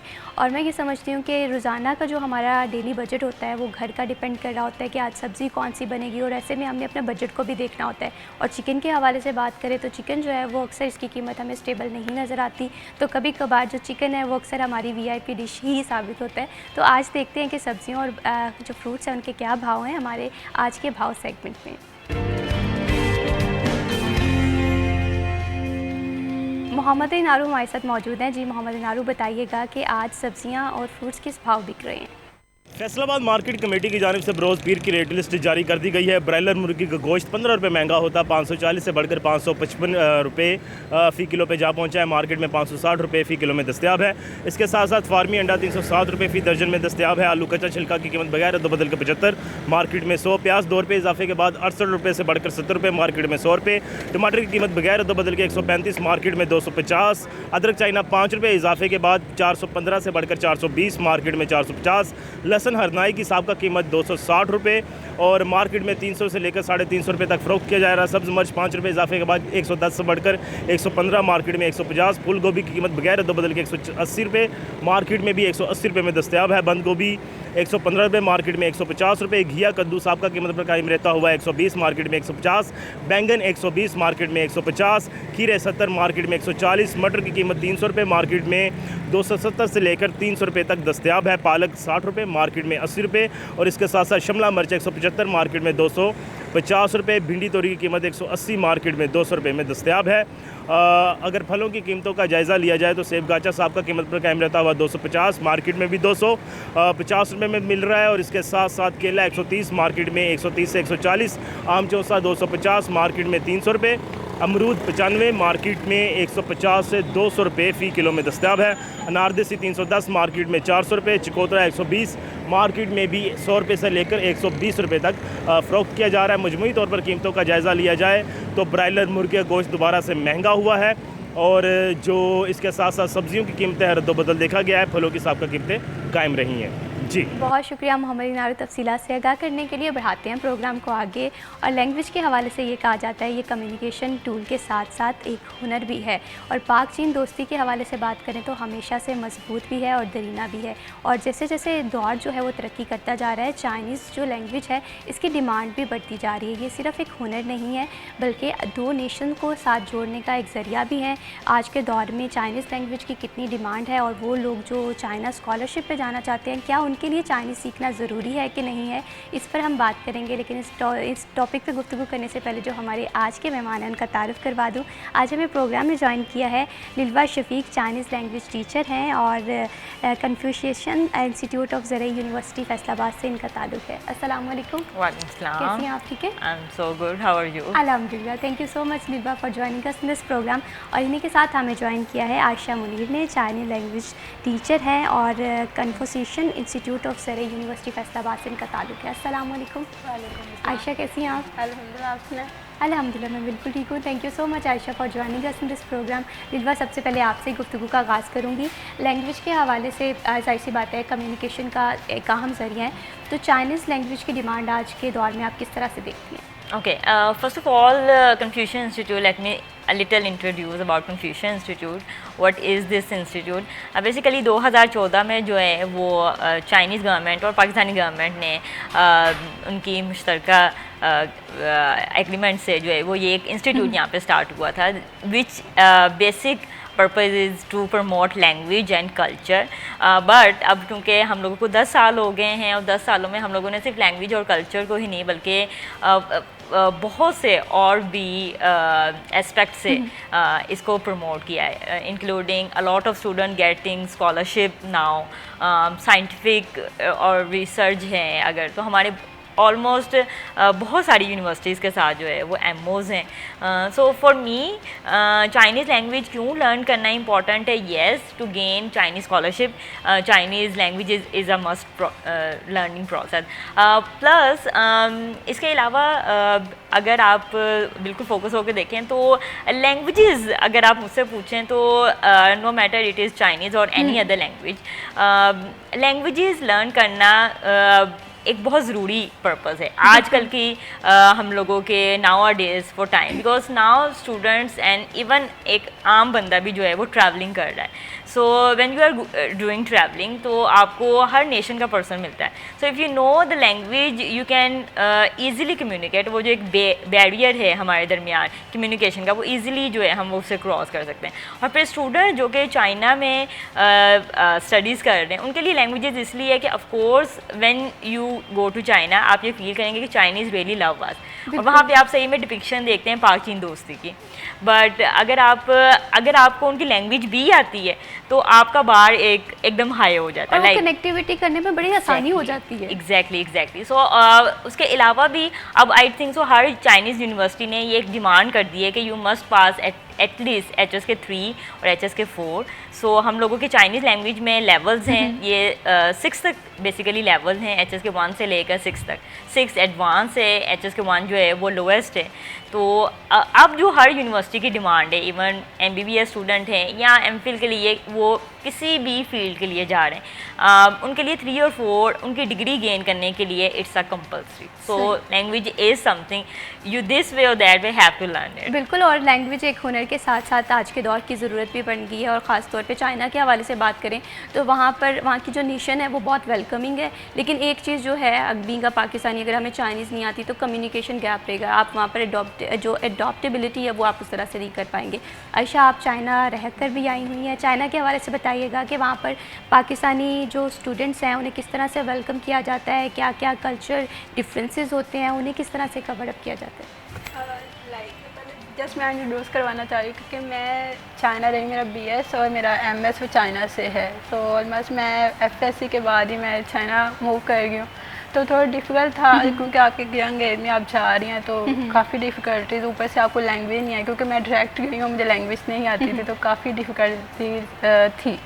तो जैसे स्टार्टिंग में हमें लैंग्वेज नहीं आती थी, तो वहाँ पे लोगों के साथ इंट्रोडक्शन, लाइक आपने कुछ चीज़ बाय करनी है, आपने बाहर जाना है, कैसे किसी जगह पे पहुँचना है, तो वो काफ़ी मुश्किल हो जाता था।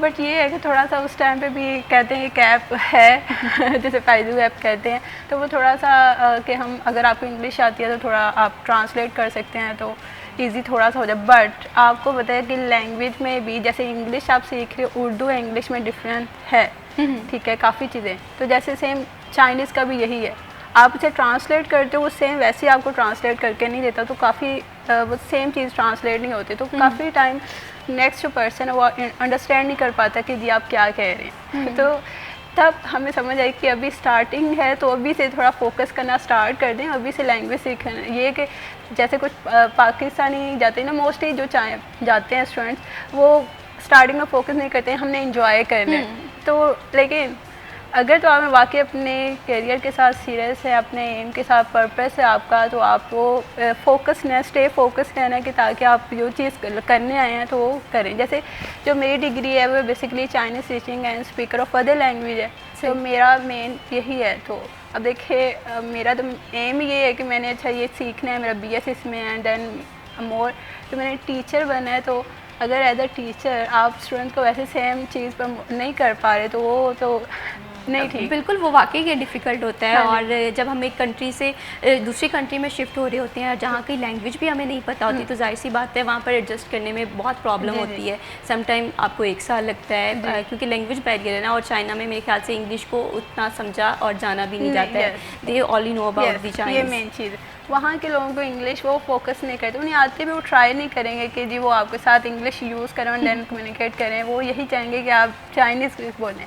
एंड देन स्टार्टिंग में ये था कि खुदा हमें चाइनीज़ नहीं आती थी, हम कहीं शॉप पे जा रहे हैं, हमें नहीं पता, हम बोल रहे हैं चगा ना like mean this and that, कोई भी चीज़ है हमारे सामने, और सम टाइम हमें नहीं पता था कि हम उसे कैसे एक्सप्लेन करें। तो काफ़ी इस चीज़ अच्छा, में कभी कोई फ़नी इंसिडेंट भी हुआ है कि जाहिर सी बात है आपने नई नई चाइनीज़ लैंग्वेज सीखी होगी, आप कम्युनिकेट कुछ और करना चाह रही होंगी, बट क्योंकि नई नई लैंग्वेज थी तो फ़नी नहीं, मैं कहूँगी कि थोड़ा एक मेरे साथ इंसिडेंट ये हुआ कि अब मुझे नहीं पता था वेग मैंने कैसे एक जगह पे जाना है, और मैं थी मोस्टली अकेली जाने वाली लड़की सो मैं जहाँ जा रही हूँ तो वहाँ पे मुझे अब पूछ तो लिया मैंने वे के ये वे, लेकिन वो थोड़ा सा डिफ़िकल्ट है उनका थोड़ा। मैं कहती हूँ कि चाइना में आपको ना पता होना चाहिए आपने किस रास्ते से जाना है, कैसे जाना है, थोड़ा सा मैप वगैरह का आपको समझ होनी चाहिए। अगर आपको ये चीज़ नहीं ना पता, जैसे पाकिस्तान में चीज़ और है, कैसे हमने इधर से जाकर इधर से लाइक ये वो अक्सर हम कहते होते हैं हाँ, सीधे हाथ से उल्टे हाथ हो जाए इस पर तरह। वहाँ पे ये चीज़ बहुत इंपॉर्टेंट है कि आपको थोड़ा सा मैप हमने अंडरस्टैंड किया हो चाइना में।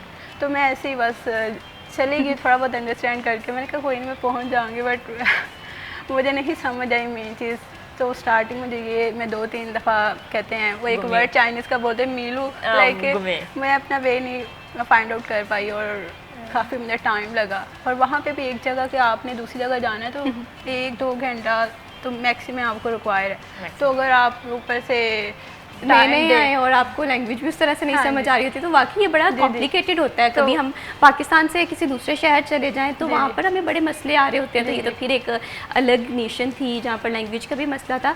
तो लिलीवा, मैं आपसे ये जानना चाहती हूँ, अगर चाइनीज़ के हवाले से बात करें, ये बहुत मुश्किल लैंग्वेज है क्या सीखने में, या इनिशियल स्टेज इसकी ईजी होती है? ओके, फर्स्ट ऑफ ऑल क्योंकि हम लोगों के यहाँ पे लैंग्वेजेस लर्न करने का कोई ट्रेंड नहीं है, तो उस वजह से हम लोगों को no matter it is Chinese और any other language, even Persian, Arabic और टर्किश बिल्कुल हम जैसी ही लैंग्वेज है, बट हमें वो भी मुश्किल लगती है। तो हम अपने बच्चों को ये प्रमोट ही नहीं करते कि आप लैंग्वेज लर्न करें।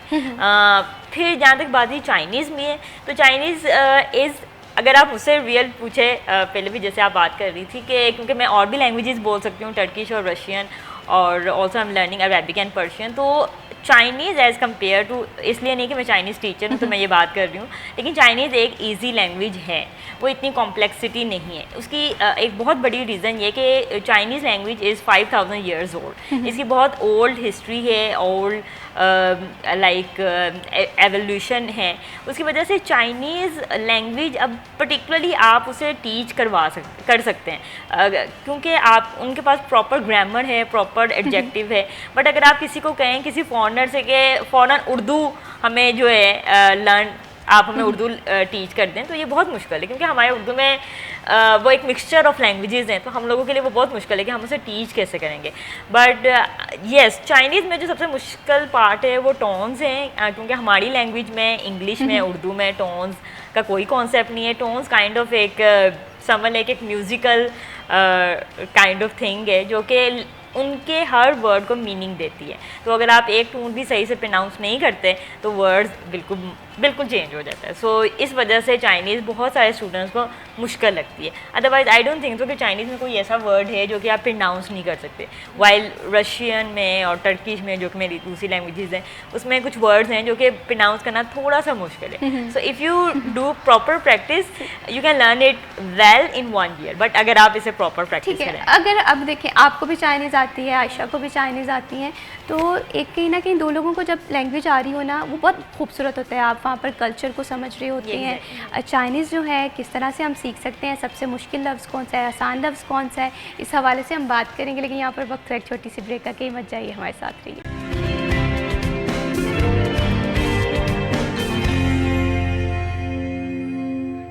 CTR 10 में वंस अगेन खुश आमदीद वो लोग जो कि चाइना स्कॉलरशिप के लिए जाना चाहते हैं और नहीं पता कि राइट प्लेटफॉर्म कौन सा है, लैंग्वेज की इंपॉर्टेंस क्या है। तो इस पे हम बात कर रहे थे ब्रेक पे जाने से पहले भी।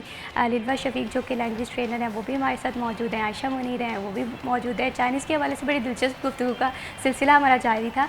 लिलवा, आपसे मैं ये जानना चाहती हूँ, अगर चाइनीज़ के हवाले से बात करें, मुझे चाइनीज़ नहीं आती बट मुझे बड़ा शौक़ है कि मैं चाइनीज़ सीखूँ, तो आप कुछ वर्ड्स मुझे सिखा सकती हैं चाइनीज़ के जो कि बड़े इजी से हों, ताकि मुझे पता हो कि ये एक इजी लैंग्वेज है या इसे हम अच्छे से सीख सकते हैं। कोई आसान सा वर्ड।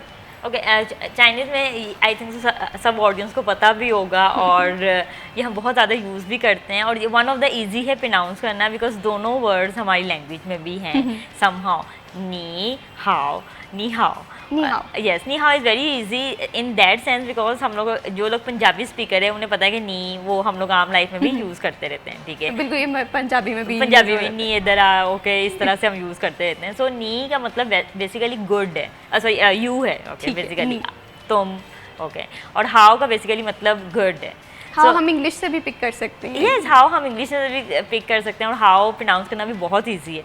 तो हम इवन अगर हमें कोई चीज़ अच्छा कहनी है या हमने कहना है ठीक है या गुड कहनी है, तो हम सिंपली कह सकते हैं हाउ, ओके, गुड, ओके, अच्छा, हाउ, आप आज खाना खाने चलेंगे, हाउ, इट्स मीन कि yes, it's mean yes, it's mean good, it's mean fine. So एक ही मतलब, या ओके, सो एक ही वर्ड में काफ़ी सारे आप वर्ड्स कवर कर सकते हैं। ठीक है, अगर पूरा एक सेंटेंस आप मुझे सिखा दें जो कि इजी सा हो, ताकि मैं बोलने की कोशिश करती हूँ। Okay, first is I think तो ये ज़रूर, क्योंकि जब भी आपने चाइना जाना है तो आपने अपना इंट्रोडक्शन देना है। सो यू मस्ट नो, आपसे इवन आपके नेम से भी पहले ये पूछा जाता है कि आप किस कंट्री के हो। ठीक है, सो और अगर आप ये लाइन कह दें, इस लाइन के बाद आपको लिटरली डिस्काउंट्स मिलने वाले हैं, इस पे आपको एक स्पेशल प्रायोरिटी और लाइक इम्पोर्टेंस मिलने वाली है, दैट इज़ वॉशर पाचिस थांगन। क्या क्या क्या? ओके ओके, वो शिर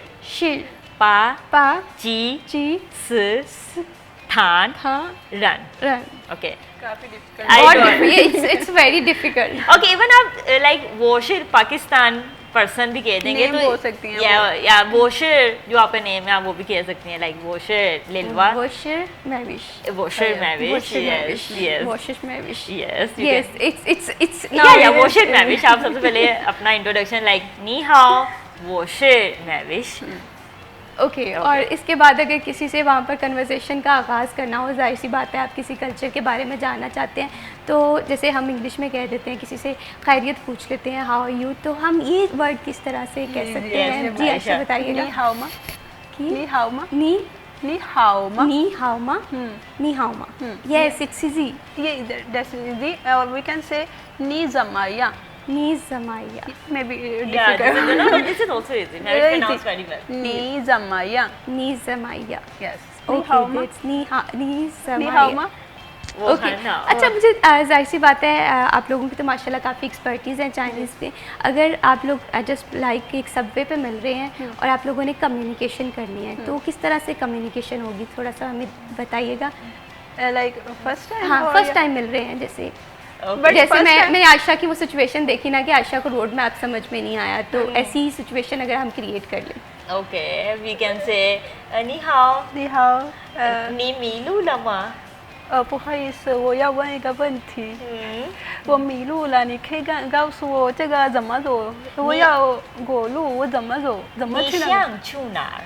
我想去过路，啊，好的，那你往前走，右边不走。好意思，我会容易忘了，你可以写下来吗？好的，你往前走，然后转右边，啊，好的，那里有古路，哦，好，很容易。हाँ, 谢谢。 बस मुझे इतना समझ आया कि आपने रास्ता उन्हें बता दिया है और उन्हें समझ आ गया, इसके अलावा मुझे कुछ समझ नहीं आया। But Chinese is very loving language के आप सीखते हो, और जैसे आपके पास अगर एक हुनर आ जाता है तो ये आपके लिए बड़ा काम आता है। और जिस तरह से हम देख रहे हैं कि पाक चीन दोस्ती है, हम डिफरेंट मीटिंग्स में भी देखते हैं, तो कहीं ना कहीं ट्रांसलेटर्स जो हैं ये चीज़ भी ख़त्म हो सकती है अगर हम इंग्लिश लैंग्वेज के साथ साथ चाइनीज़ लैंग्वेज पे भी फोकस करें।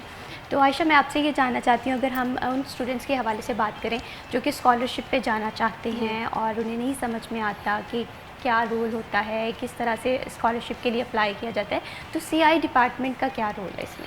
जी, सो हमारा जो सीआई डिपार्टमेंट है, यहाँ पे हम स्टूडेंट्स को जो ऑफ़र करते हैं वो 6 मंथ की स्कॉलरशिप करते हैं, 1 ईयर की स्कॉलरशिप करते हैं, और हम समर कैंप पे भी स्टूडेंट्स को भेजते हैं जो मेन उनका रोल है। और दैन विंटर पे भी जा चुके हैं स्टूडेंट्स। मोर हमारा प्लान है, जैसे डिफरेंट डिपार्टमेंट के है, फॉर एग्जाम्पल DVM है, HND है, मतलब साइंस से रिलेटेड जो है उनके, वो भी हमारे मेजर यहाँ पे स्कॉलरशिप के लिए जा सकते हैं। बट मेन है कि उनको डिफ़िकल्टी होती है लैंग्वेज की, तो मेन चीज़ उनको पहले हम यही कहते हैं कि आप पहले लैंग्वेज सीखें। फॉर एग्जाम्पल मैम बता चुकी हैं कि HSK 3 जो मिनिमम अब रिक्वायरमेंट उनकी हाई हो रही है, क्योंकि काफ़ी कंपटीशन है, तो वो 3 एंड देन फिर कुछ यूनिवर्सिटी रिक्वायर करती हैं, 4 रिक्वायर करती हैं। तो हम हमारे यहाँ पे लैंग्वेज क्लासेस होती हैं 4 तक हमारी क्लासेस हो रही हैं। दैन हम मोर हमारा प्लान है कि 5 की भी हो यहाँ पे क्लासेस। सो मेन चीज़ जो स्कॉलरशिप पे अप्लाई करना चाह रहे हैं स्टूडेंट्स, उनको चाहिए कि पहले अपना, अगर लैंग्वेज बैरियर दूर करना है चाइना जाने से पहले, सो बेस्ट है कि आप लैंग्वेज सीखें। जैसे आपको पता है मुझे डिफ़िकल्टीज हुई थी स्टार्टिंग में, तो 3 तक मस्ट है, 3 तक आप लैंग्वेज सीखें। हमारे यहाँ पे क्लासेस हो रही हैं। देन मोर आपका इंटरेस्ट है कि 3 के बाद भी आप अप्लाई कर सकते हैं, 6 मंथ के स्कॉलरशिप के लिए आप अप्लाई कर सकते हैं।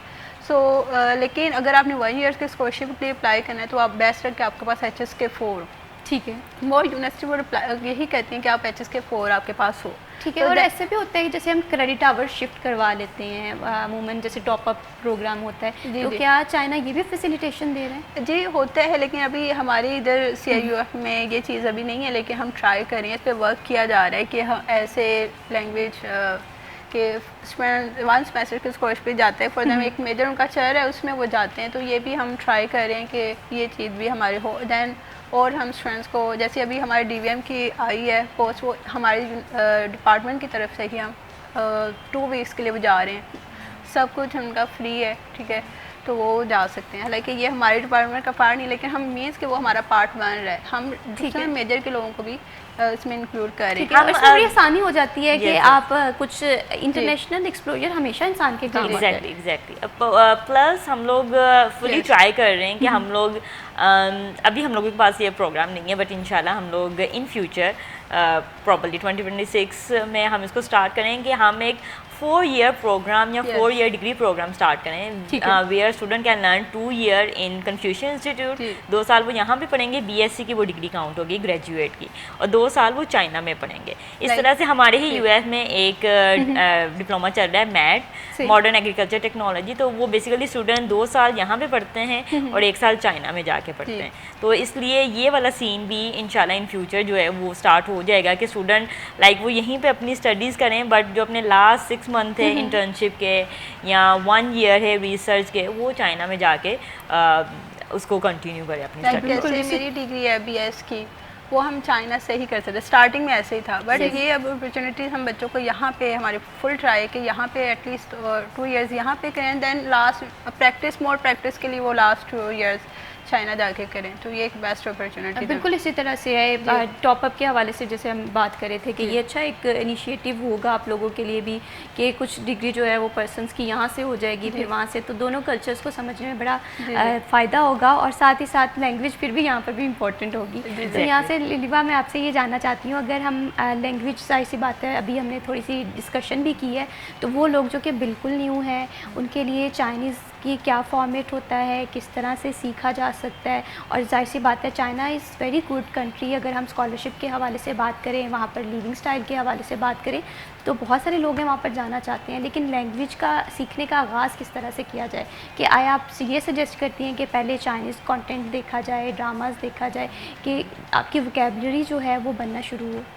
बेसिकली फर्स्ट लाइक बहुत सारे स्टूडेंट्स ऐसे हैं जो कि सेल्फ स्टडीज़ कर रहे हैं, दे कांट मूव आउटसाइड, सो इसलिए वो सेल्फ स्टडी करते हैं। बट मेरी जो भी सेल्फ स्टडी कर रहे हैं, जो कन्फ्यूशंस में भी पढ़ रहे हैं, तो मैंने उनको सजेशन यही है, try to speak more. Like if you are even writing something, कुछ भी आप लिख भी रहे हैं तो सिर्फ आप उसे लिखें मत, उसे साथ में जो है वो प्रोनाउंस भी करें, उसको बोले भी। और हम लोगों का एक चाइनीज़ में एक प्रिंसिपल है to learn not only Chinese language, every language, to think to show, it's like the more you listen the more you speak. इवन आप चाइनीज़ ड्रामास भी देख रहे हैं, कुछ स्टूडेंट्स ऐसे आते हैं जो कि शुरू से कहते हैं मैम हम बचपन से ही ड्रामास देख रहे हैं, बट हमें चाइनीज़ बिल्कुल समझ नहीं आ रही, because they are only listening, they are not speaking. तो जब आप कुछ भी ड्रामा देखें, कोई वीडियो देखें, व्हाट्सएवर कुछ भी देखें, आप उसको साथ साथ ट्राई भी करें, बोल लें, ठीक है। और उसके लिए बेस्ट ये है कि स्पेसिफिकली चाइनीज़ लैंग्वेज के लिए मैं कहती हूँ कि बेस्ट है ग्रुप स्टडीज़, और लाइक आप अपने सिबलिंग्स को लेकर आएँ ताकि आप कम्युनिकेट करें। और अगर आपके पास कोई भी कम्युनिकेशन करने के लिए कोई भी पर्सन नहीं है, do communicate with your teacher as much as possible. बहुत सारे बच्चे जो है वो हेजिटेट करते हैं एक्चुअली में लैंग्वेजेस बोलते हुए, even because we live in abroad, we both live in abroad for a long time. तो हमने एक चीज़ फील की है कि जो पाकिस्तानी पीपल है basically they are very hesitate to speak, शायद थोड़े से इंट्रोवर्ट ज़्यादा हैं, या आई डोंट नो, कि हमारे माइंड में ये कॉन्सेप्ट आ जाता है कि शायद कोई अल्फाज की अदायगी में गलती ना हो जाए, सामने वाला क्या सोचेगा। इंग्लिश सीखते हुए भी हमारे माइंड में यही कॉन्सेप्ट होता है, और अदर लैंग्वेजेस सीखने के हवाले से मैं तो एटलीस्ट ये सोचती हूँ कि ये बड़ा का कॉन्सेप्ट हमसे डिफरेंट है। या दे थिंक कि आप जितनी ज़्यादा बोलें, नो मैटर कि आप उसे ठीक बोल लें, गलत बोल लें, लाइंस ऊपर नीचे हो रही है, वर्ड्स की pronunciation it is not that perfect, लेकिन आप उसको ज़रूर बोलें ज़रूर, क्योंकि अगर आप उसे स्पीक करेंगे तब भी हम एज टीचर हम लोग जान सकेंगे कि कौन से पार्ट में आप लैक कर रहे हैं। या चाइनीज़ को भी पता चल पाएगा। और चाइनीज़ जो पीपल है they are so warm hearted कि अगर आप इवन गलत भी बोलते हैं तो वो आपको लाइक बुली करने की बजाय या आपको नीचा दिखाने की बजाय वो आपको बाकायदा उसको अमेंड करके बताते हैं कि नहीं ऐसे नहीं आप बोलो, आप ऐसे बोलो, ठीक है, तो ज़्यादा अच्छा है। सो एक ये बहुत अच्छी चीज़ है कि हम जो जिस लैंग्वेज की हम प्रमोशन की बात कर रहे हैं, the people Chinese people are very warm hearted. So वो आपको बाकायदा उसको सेट करके बताएंगे, लाइंस को अमेंड करके बताएंगे कि आप इसे इस तरह से बोलें। बिल्कुल इसी तरह से है कि लैंग्वेज सीखना आजकल के दौर की ज़रूरत भी है, कोई भी लैंग्वेज हो आप जिसमें कंफर्टेबल हो। चाइनीज़ इसीलिए आज के दौर में इंपॉर्टेंट हो रही है कि बहुत सारे लोग हैं स्टडी अब्रॉड के लिए जाना चाह रहे होते हैं, तो वो कोई ऐसी कंट्री ढूंढते हैं जहाँ का लाइफस्टाइल भी बेहतर हो, जहाँ पर अपॉर्चुनिटीज़ भी अच्छी हों। तो चाइना इस लिहाज से हमेशा से बेहतरीन ऑप्शन रहा है चाइनीज़ लैंग्वेज के लिए। और चाइना और पाकिस्तान के अगर दोस्ती के हवाले से बात करें तो तलबा का क्या रोल रहा है, इस पर हम बात करेंगे, लेकिन यहाँ पर वक्त एक छोटी सी ब्रेक की मत जाइए हमारे साथ रहिए।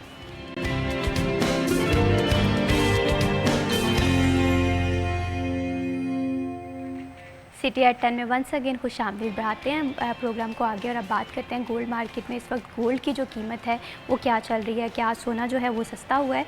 तो सबसे पहले गोल्ड की जो 1 तोला कीमत के हवाले से हम बात करें तो 3,83,900 जो है ये गोल्ड की पर तोला कीमत है। और इसके साथ साथ 10 ग्राम के हवाले से बात करें 3,29,140 जो है ये 10 ग्राम की कीमत है।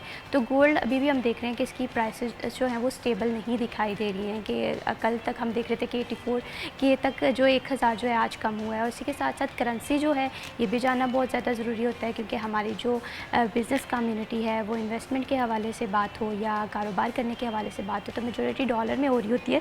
तो आज के जो करेंसी रेट हैं, तो सबसे पहले यूरो के हवाले से बात करते हैं।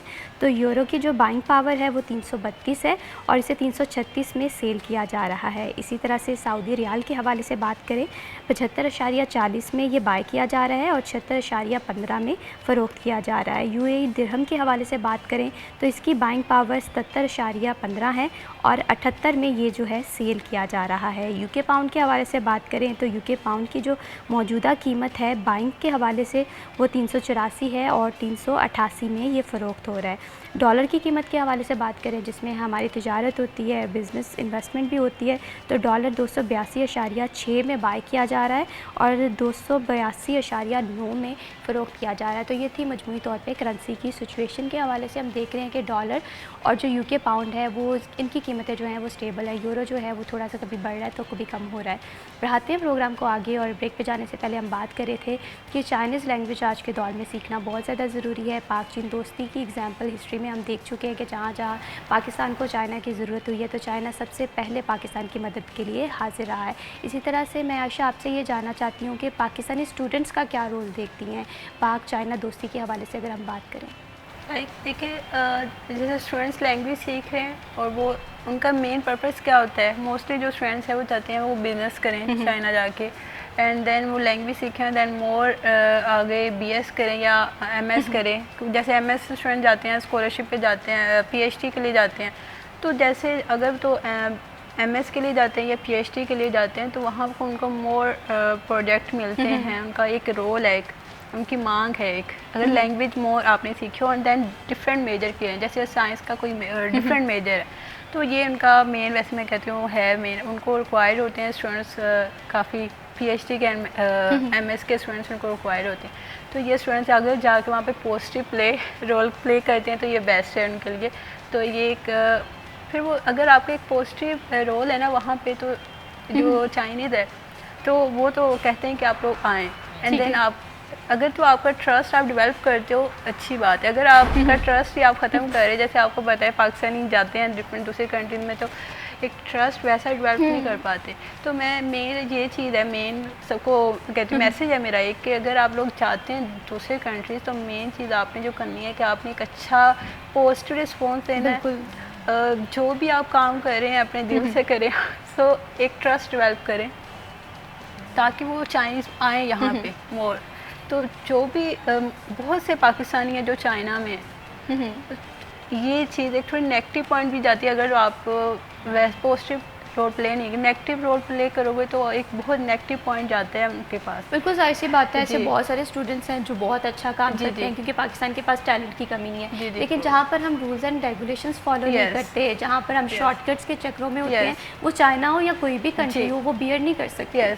और देन फिर चाइनीज़ भी इधर आते हैं, यहाँ पे उनकी कंपनीज़ हैं, उन्होंने अपना बिज़नेस डेवलप किया हुआ है, तो यहाँ पे ट्रांसलेटर हैं जो अब उनको हेल्प चाहिए, तो ट्रांसलेटर भी एक पॉजिटिव रोल प्ले करेंगे, रूल्स रेगुलेशन को फॉलो करेंगे तो वो भी एक बहुत अच्छा पॉजिटिव एक रोल प्ले कर सकते हैं। तो एक उनकी फ्रेंडशिप वो और आएंगे चाइनीज़ यहाँ पे लाइक अपना बिज़नेस डेवलप करेंगे। एक मोर पाकिस्तानियों को भी एक जॉब का मैं कहती हूँ ज़रिया है, ये ऐसे अपॉर्चुनिटीज़ है, तो वो ये चीज़ ठीक है। तो ये इनकी फ्रेंडशिप बढ़ेगी। एक तो आप लोग अगर उधर जा रहे हैं, अगर आपका रोल अच्छा है तो आप हमारे वो मोर ट्रस्ट करेंगे आप पे, ठीक है, तो मोर अपॉर्चुनिटीज़ आपको चाइना में मिलेंगी। अब मैं सेम आप जो चाइनीज़ इधर आ रहे हैं तो वो इधर उनका बिज़नेस है, तो जो उनके साथ पाकिस्तानी काम कर रहे हैं तो वो भी अगर सेम जैसे उनके रूल रेगुलेशन वो फॉलो करें, हमारे भी तो एक रूल रेगुलेशन है, अगर हम वही चीज़ फॉलो कर लें तो एक बहुत अच्छी उनकी फ्रेंडशिप आगे लॉन्ग लास्टिंग हो सकती है। बिल्कुल, और दोस्ती का रिश्ता हो या बिजनेस का रिश्ता हो, कारोबार का हो, वो ट्रस्ट पे चलता है। और ट्रस्ट तभी आता है जब अपने रूल्स एंड रेगुलेशंस फॉलो किए जाते हैं, जब आपको पता है कि आपकी डायरेक्शन क्या है। तो कहीं ना कहीं यहाँ पर ना हमारे स्टूडेंट्स थोड़ा सा इम्पैक्टफुल रोल नहीं प्ले कर पाते, जिसकी वजह से कॉन्सिक्वेंसेज हम देखते हैं कि हमारी पॉलिसीज़ पे आना शुरू हो जाते हैं। लिलीवा, आपसे मैं यहाँ पर ये जानना चाहती हूँ कि जिस तरह से अभी बात करी थी कि आयशा की पॉजिटिव रोल होना बहुत ज़्यादा ज़रूरी है। ज़ाहिर सी बात है आप फॉरेन कंट्रीज़ में रह चुकी हैं, तो क्या मैसेज आप स्टूडेंट को देना चाहें, या किस तरह से एक जो स्टूडेंट है जो कि फ़ॉरेन कंट्री में जा रहा है वो क्या क्या इम्प्रूवमेंट लेकर जाए ताकि आसानी हो सके उसके लिए वहाँ पर? Okay, first of all basically the law and order, जैसे हम कह रहे हैं, लॉ एंड रेगुलेशन हर कंट्रीज़ के डिफरेंट है। सो नो मैटर आप किसी भी कंट्री में जा रहे हैं, do respect there law and regulation whatsoever, वो जो भी हैं उसको आप फॉलो करें, अपना एक अच्छा इमेज दिखाएं। फ्रेंकली स्पीकिंग तो मैं अब ये बिल्कुल नहीं कह रही कि आप पाकिस्तान को एक यूके लेवल का दिखाते हैं, लेकिन मैं आपसे एक सिंपल एक एग्जांपल बताती हूँ कि जब आपके घर में कोई गेस्ट आते हैं तो आप गेस्ट के आगे जो भी आपके घर की सिचुएशन है वो तो नहीं बताते हैं। तो मैं ये नहीं कह रही कि आप हाइड करें या आप डबल फेस्ड हो जाएं, but I want to say कि don't need to tell foreigners के हमारे मुल्क के ये मुश्किलात हैं, या हमारे क्राइम रेट बहुत ज़्यादा है, या हमारे यहाँ पे ऑनर किलिंग है, या व्हाट्सएवर जो भी हैं, आप उसको ये डिपेक्ट करें कि पाकिस्तान की गुड थिंग्स क्या हैं। बिल्कुल, we have many good things, we have 8 mountains above 8,000 meter, we have river, lakes, we have 4 season, we have mangoes, we have many good things। Okay, हम लोग सबसे ज़्यादा, मैं तकरीबन दुनिया की हर नेशनैलिटी से मिल चुकी हूँ, but I can guarantee this कि Pakistan is most warm hearted people in the world globally, और ये पूरे फॉरेनर्स भी मानते हैं। सो आप उन्हें मुश्किल चीज़ें मत दिखाएं कि पाकिस्तान में बहुत बुरे हालात हैं, हमारे पॉवर्टी है, फ्लड्स हैं, उन्हें कहें कि we have good things also. अपनी गुड थिंग इंट्रोड्यूस करें, इट विल रियली हेल्प कि फॉरेनर्स आपसे कम्युनिकेट करेंगे और आपकी अच्छी जो है वो इमेज बनेगी। बिल्कुल, हमेशा पॉजिटिव रोल प्ले करना चाहिए। आप अगर मुल्क से बाहर भी हैं या मुल्क में भी है, और रूल्स एंड रेगुलेशंस फॉलो करना बहुत ज़्यादा ज़रूरी होता है। ये आपकी एक सिविलाइज्ड नेशन में से एक पर्सन होने की निशानी होती है। चाइनीज़ लैंग्वेज के हवाले से फर्दर भी बात करेंगे, लेकिन यहाँ पर वक्त हुआ एक छोटी सी ब्रेक का, मत जाइए, हमारे साथ रहिए।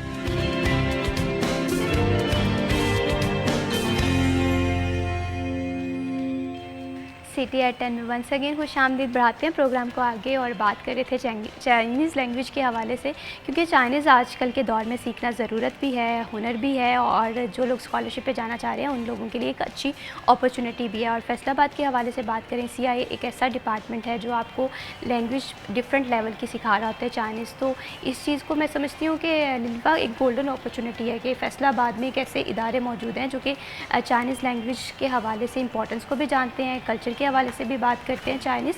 तो मैंने यहाँ जहाँ तक देखा है ना, Chinese are very close to their culture. इनके इवेंट्स हो जाएं, हम देखते हैं कि गैदरिंग काफ़ी अच्छे से हो रही होती हैं। सॉन्ग्स के हवाले से बात करें तो ये बड़ा एक अच्छा टाइम होता है कि आप अपने कल्चर को कहीं पर भी जाएं रिप्रेजेंट कर रहे होते हैं। तो चाइनीज़ अगर पाकिस्तान में भी हैं, they are celebrating their events as well. तो चाइनीज़ के जो म्यूज़िक टेस्ट है वो भी मैंने देखा है कि क्लासिकल भी होता है, फास्ट भी होता है। तो क्योंकि आप अच्छा गाना भी गा लेती हैं, तो मैं आपसे और आयशा से जानना चाहती हूँ कि हमें चाइनीज़ में कुछ गुनगुना के बताइए।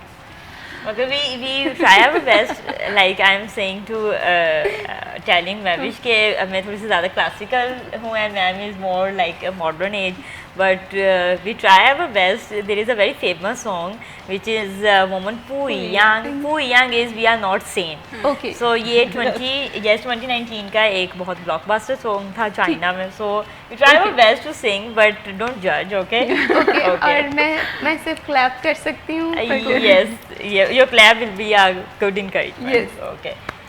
我们不一样，每个人都有不同的境遇。我们在这里，在这里等你。我们不一样，每个人有都不同的境遇。我们在这里，在这里等你。थैंक यू। वाह, आपकी आवाज़ बहुत अच्छी है, और मुझे खैर समझ कुछ नहीं आया, लेकिन मैंने देखा है बहुत ही प्यारे लिरिक्स होंगे। मैं जाके ट्रांसलेट करके समझने की कोशिश करूँगी। ये मेरा फेवरेट सॉन्ग है चाइनीज़। इसका मतलब जैसे कि लिलिवा ने बताया कि we are not the same. सही, बहुत अच्छा गाना है। इसमें थोड़ा सा फ्रेंडशिप का है कि जैसे भी डिफिकल्टीज आती हैं हम although we are not same like Chinese, but still we are waiting for you. Yes. Yeah, we are waiting for you and जैसे भी डिफिकल्टीज, जैसे भी हमें एक जगह मिलना है, हमने we will meet. Yeah, we will meet. Yes. Okay और यही खूबसूरती है, Yes. दोस्ती की खूबसूरती यही जी। है। दो लैंग्वेजेस, अगर फॉर एग्जांपल हम पाकिस्तानी लैंग्वेज के हवाले से बात करें, चाइनीज़ हैं, जी। दे मीट दे ग्रीट, और यही खूबसूरती है दोनों मुल्कों के हवाले से। अब मुझे नीलिवा ये भी बताइएगा, जैसे हम स्कॉलरशिप के हवाले से बात कर रहे थे, तो CI स्कॉलरशिप को सिक्योर करने में किस तरह से हेल्प करता है कि वो लोग जो कि पहले लैंग्वेज सीखते हैं उसके बाद अप्लाई करते हैं, इसकी थोड़ी सा प्रोसेस को थोड़ी सी आसान लैंग्वेज में हमें बता ओके दीजिए। मैं इसको बहुत जल्दी से इजी वर्डिंग में जो है बता देती हूँ। हम बेसिकली कंफ्यूशन जो है वो 4 लेवल करवा रहे हैं। अगर आप हम लोगों की फ़र्स्ट क्लास जो है वो HSK 1+2 इसको ज्वाइन करते हैं, तो उसके बाद हमारे पास एक प्रोग्राम है summer camp and winter camp, that is 15 days program. आप उसके लिए एलिजिबल हो जाते हैं, ठीक है। तो आप उसके ऊपर अप्लाई कर सकते हैं HSK 2 के बाद। जब आप HSK 3 अच्छे मार्क्स में उसको पास कर लेते हैं, तो आप 6 मंथ की स्कॉलरशिप गेन कर सकते हैं। और उसके अलावा अगर आप HSK 4 क्लियर कर लेते हैं, तो आप 1 साल की स्कॉलरशिप गेन कर सकते ठीक हैं। है। इसके अलावा जो है दूसरी जो स्कॉलरशिप्स हैं जो कि मेजर्स के हवाले से हैं, CSE है, QCAS है, आंसू हैं, उनके लिए हम इस तरह से हम उनकी हेल्प कर सकते हैं कि हम उनको सुपरवाइजर गाइडिंग करने में, क्योंकि अगर आपका स्कॉलरशिप सिक्योर करने के लिए लेवल बहुत ज़्यादा मैटर Yes, करते हैं। yes, नीलिवा, yes. आपकी बात को मैं यहीं से बढ़ाऊंगी, लेकिन हमारे साथ एक कॉलर मौजूद है। अस्सलाम वालेकुम। अस्सलाम वालेकुम, कौन बात कर रहे हैं? कॉलर हमारे साथ मौजूद थे, शायद लैंग्वेज के हवाले से वो भी बात करना चाहते थे। तो नीलिवा, मैं ये बात करना चाह रही थी कि जैसे आपने बताया कि डिफरेंट लेवल्स होते हैं, तो इनका असेसमेंट मेथड क्या होता है? जो एग्जामिनेशंस है वो किस तरह से कंडक्ट होते हैं? It is very easy. आप कंफ्यूशन इंस्टीट्यूट आएँ, वहाँ पे आप हमारी फ़र्स्ट क्लास जो है उसमें इनरोलमेंट कर लें। वो क्लास आपको हम टीच करेंगे, but after that there we have exam. जैसे आइल्स है, आइल्स आप उसे परफॉर्म करते हैं, उसके बाद आप एलिजिबल हो जाते हैं किसी भी जगह पे अप्लाई करने के लिए। इसी तरह से HSK है, जब आप HSK 2 का टेस्ट जो है क्लियर कर लेते हैं, so test is different than class.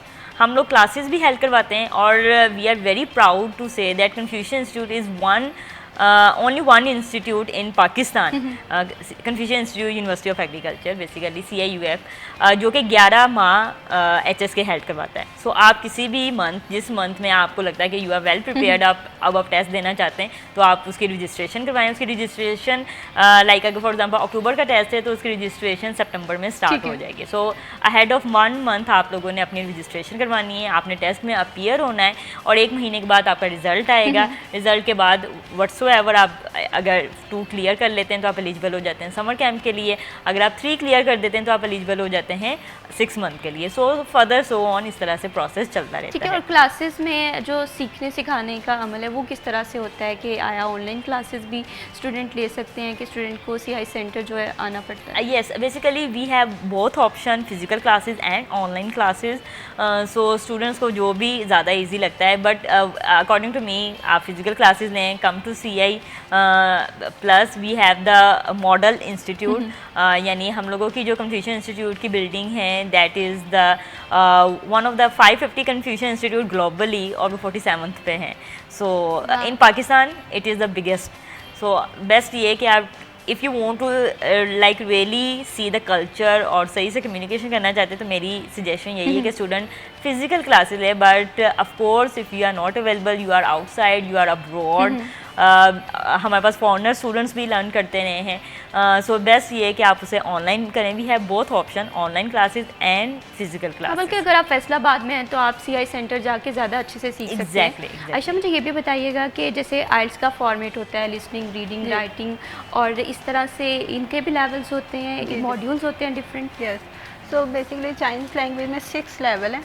जैसे HSK 1, 2, 3, 4, 5 एंड 6 लेवल जो पाकिस्तान में हो रहा है। बेसिकली जो टेस्ट वो 6 तक हो रहा है। 7 और 8, 9 भी आ गया है उसमें। अगर जैसे आइट्स का टेस्ट है, आपका एक अगर आप 5.5 ले लेते हैं तो आप 7 में फॉल करेंगे। सेम ऐसे 6 ले लेते हैं, आप 8 में फॉल करेंगे। इससे अबव लेते हो 9 में। इस सेम ऐसे ही है यहाँ पे 7, 8 एंड 9 में ये चीज़ है, मार्क्स की बेस पे आप फॉलो करते हैं किस लेवल। लेकिन जो अभी वैसे जो हमारे इधर टेस्ट है वो 6 तक हो रहा है। तो इसमें जैसे आर्ट्स का है, इसमें रीडिंग, लिसनिंग एंड राइटिंग होता है। हमारे भी ऐसे ही है, चाइनीज़ लैंग्वेज में भी यही है, बट 1+2 में है। इसमें आपका HSK के लाइक स्पीकिंग टेस्ट नहीं होता, और ये है कि ये मे भी आपको थोड़ा सा अगर चाइनीज़ लैंग्वेज का पता हो, फेनियन होते हैं जो स्पीकिंग में यूज़ होते हैं। ठीक है। तो 1+2 में जस्ट स्पीकिंग के हिसाब से फेनियन दिए होते हैं। ठीक है। लेकिन सेम आप 3 में आते हैं तो करैक्टर्स होते हैं। रिटर्न में एक चीज़ और है, चाइनीज़ लैंग्वेज में रिटर्न में और चीज़ है। तो 3 से 6 तक करैक्टर्स होते हैं, तो थोड़ा सा ये चीज़ है ऐड। और देन स्पीकिंग का टेस्ट है, उसके 3 लेवल हैं। ठीक है। बिगनर, इंटरमीडिएट और हायर, तो ये 3 लेवल हैं स्पीकिंग के। तो 1+2 जो है उनमें HSK नहीं होता, स्पीकिंग टेस्ट नहीं होता। देन फिर जब 3 का होता है तो उसमें बिगनर का होता है HSK 1, HSK 1 होता है उसमें, जैसे ए कहते हैं, HSK के ए लेवल कहते हैं। देन फिर आ जाते हैं 4 में, उसमें HSK डिफरेंट के लेवल्स हैं, उनमें B। हर लेवल को compete करने का जो तरीकाकार होता है वो जी, थोड़ा अलग जी, होता है।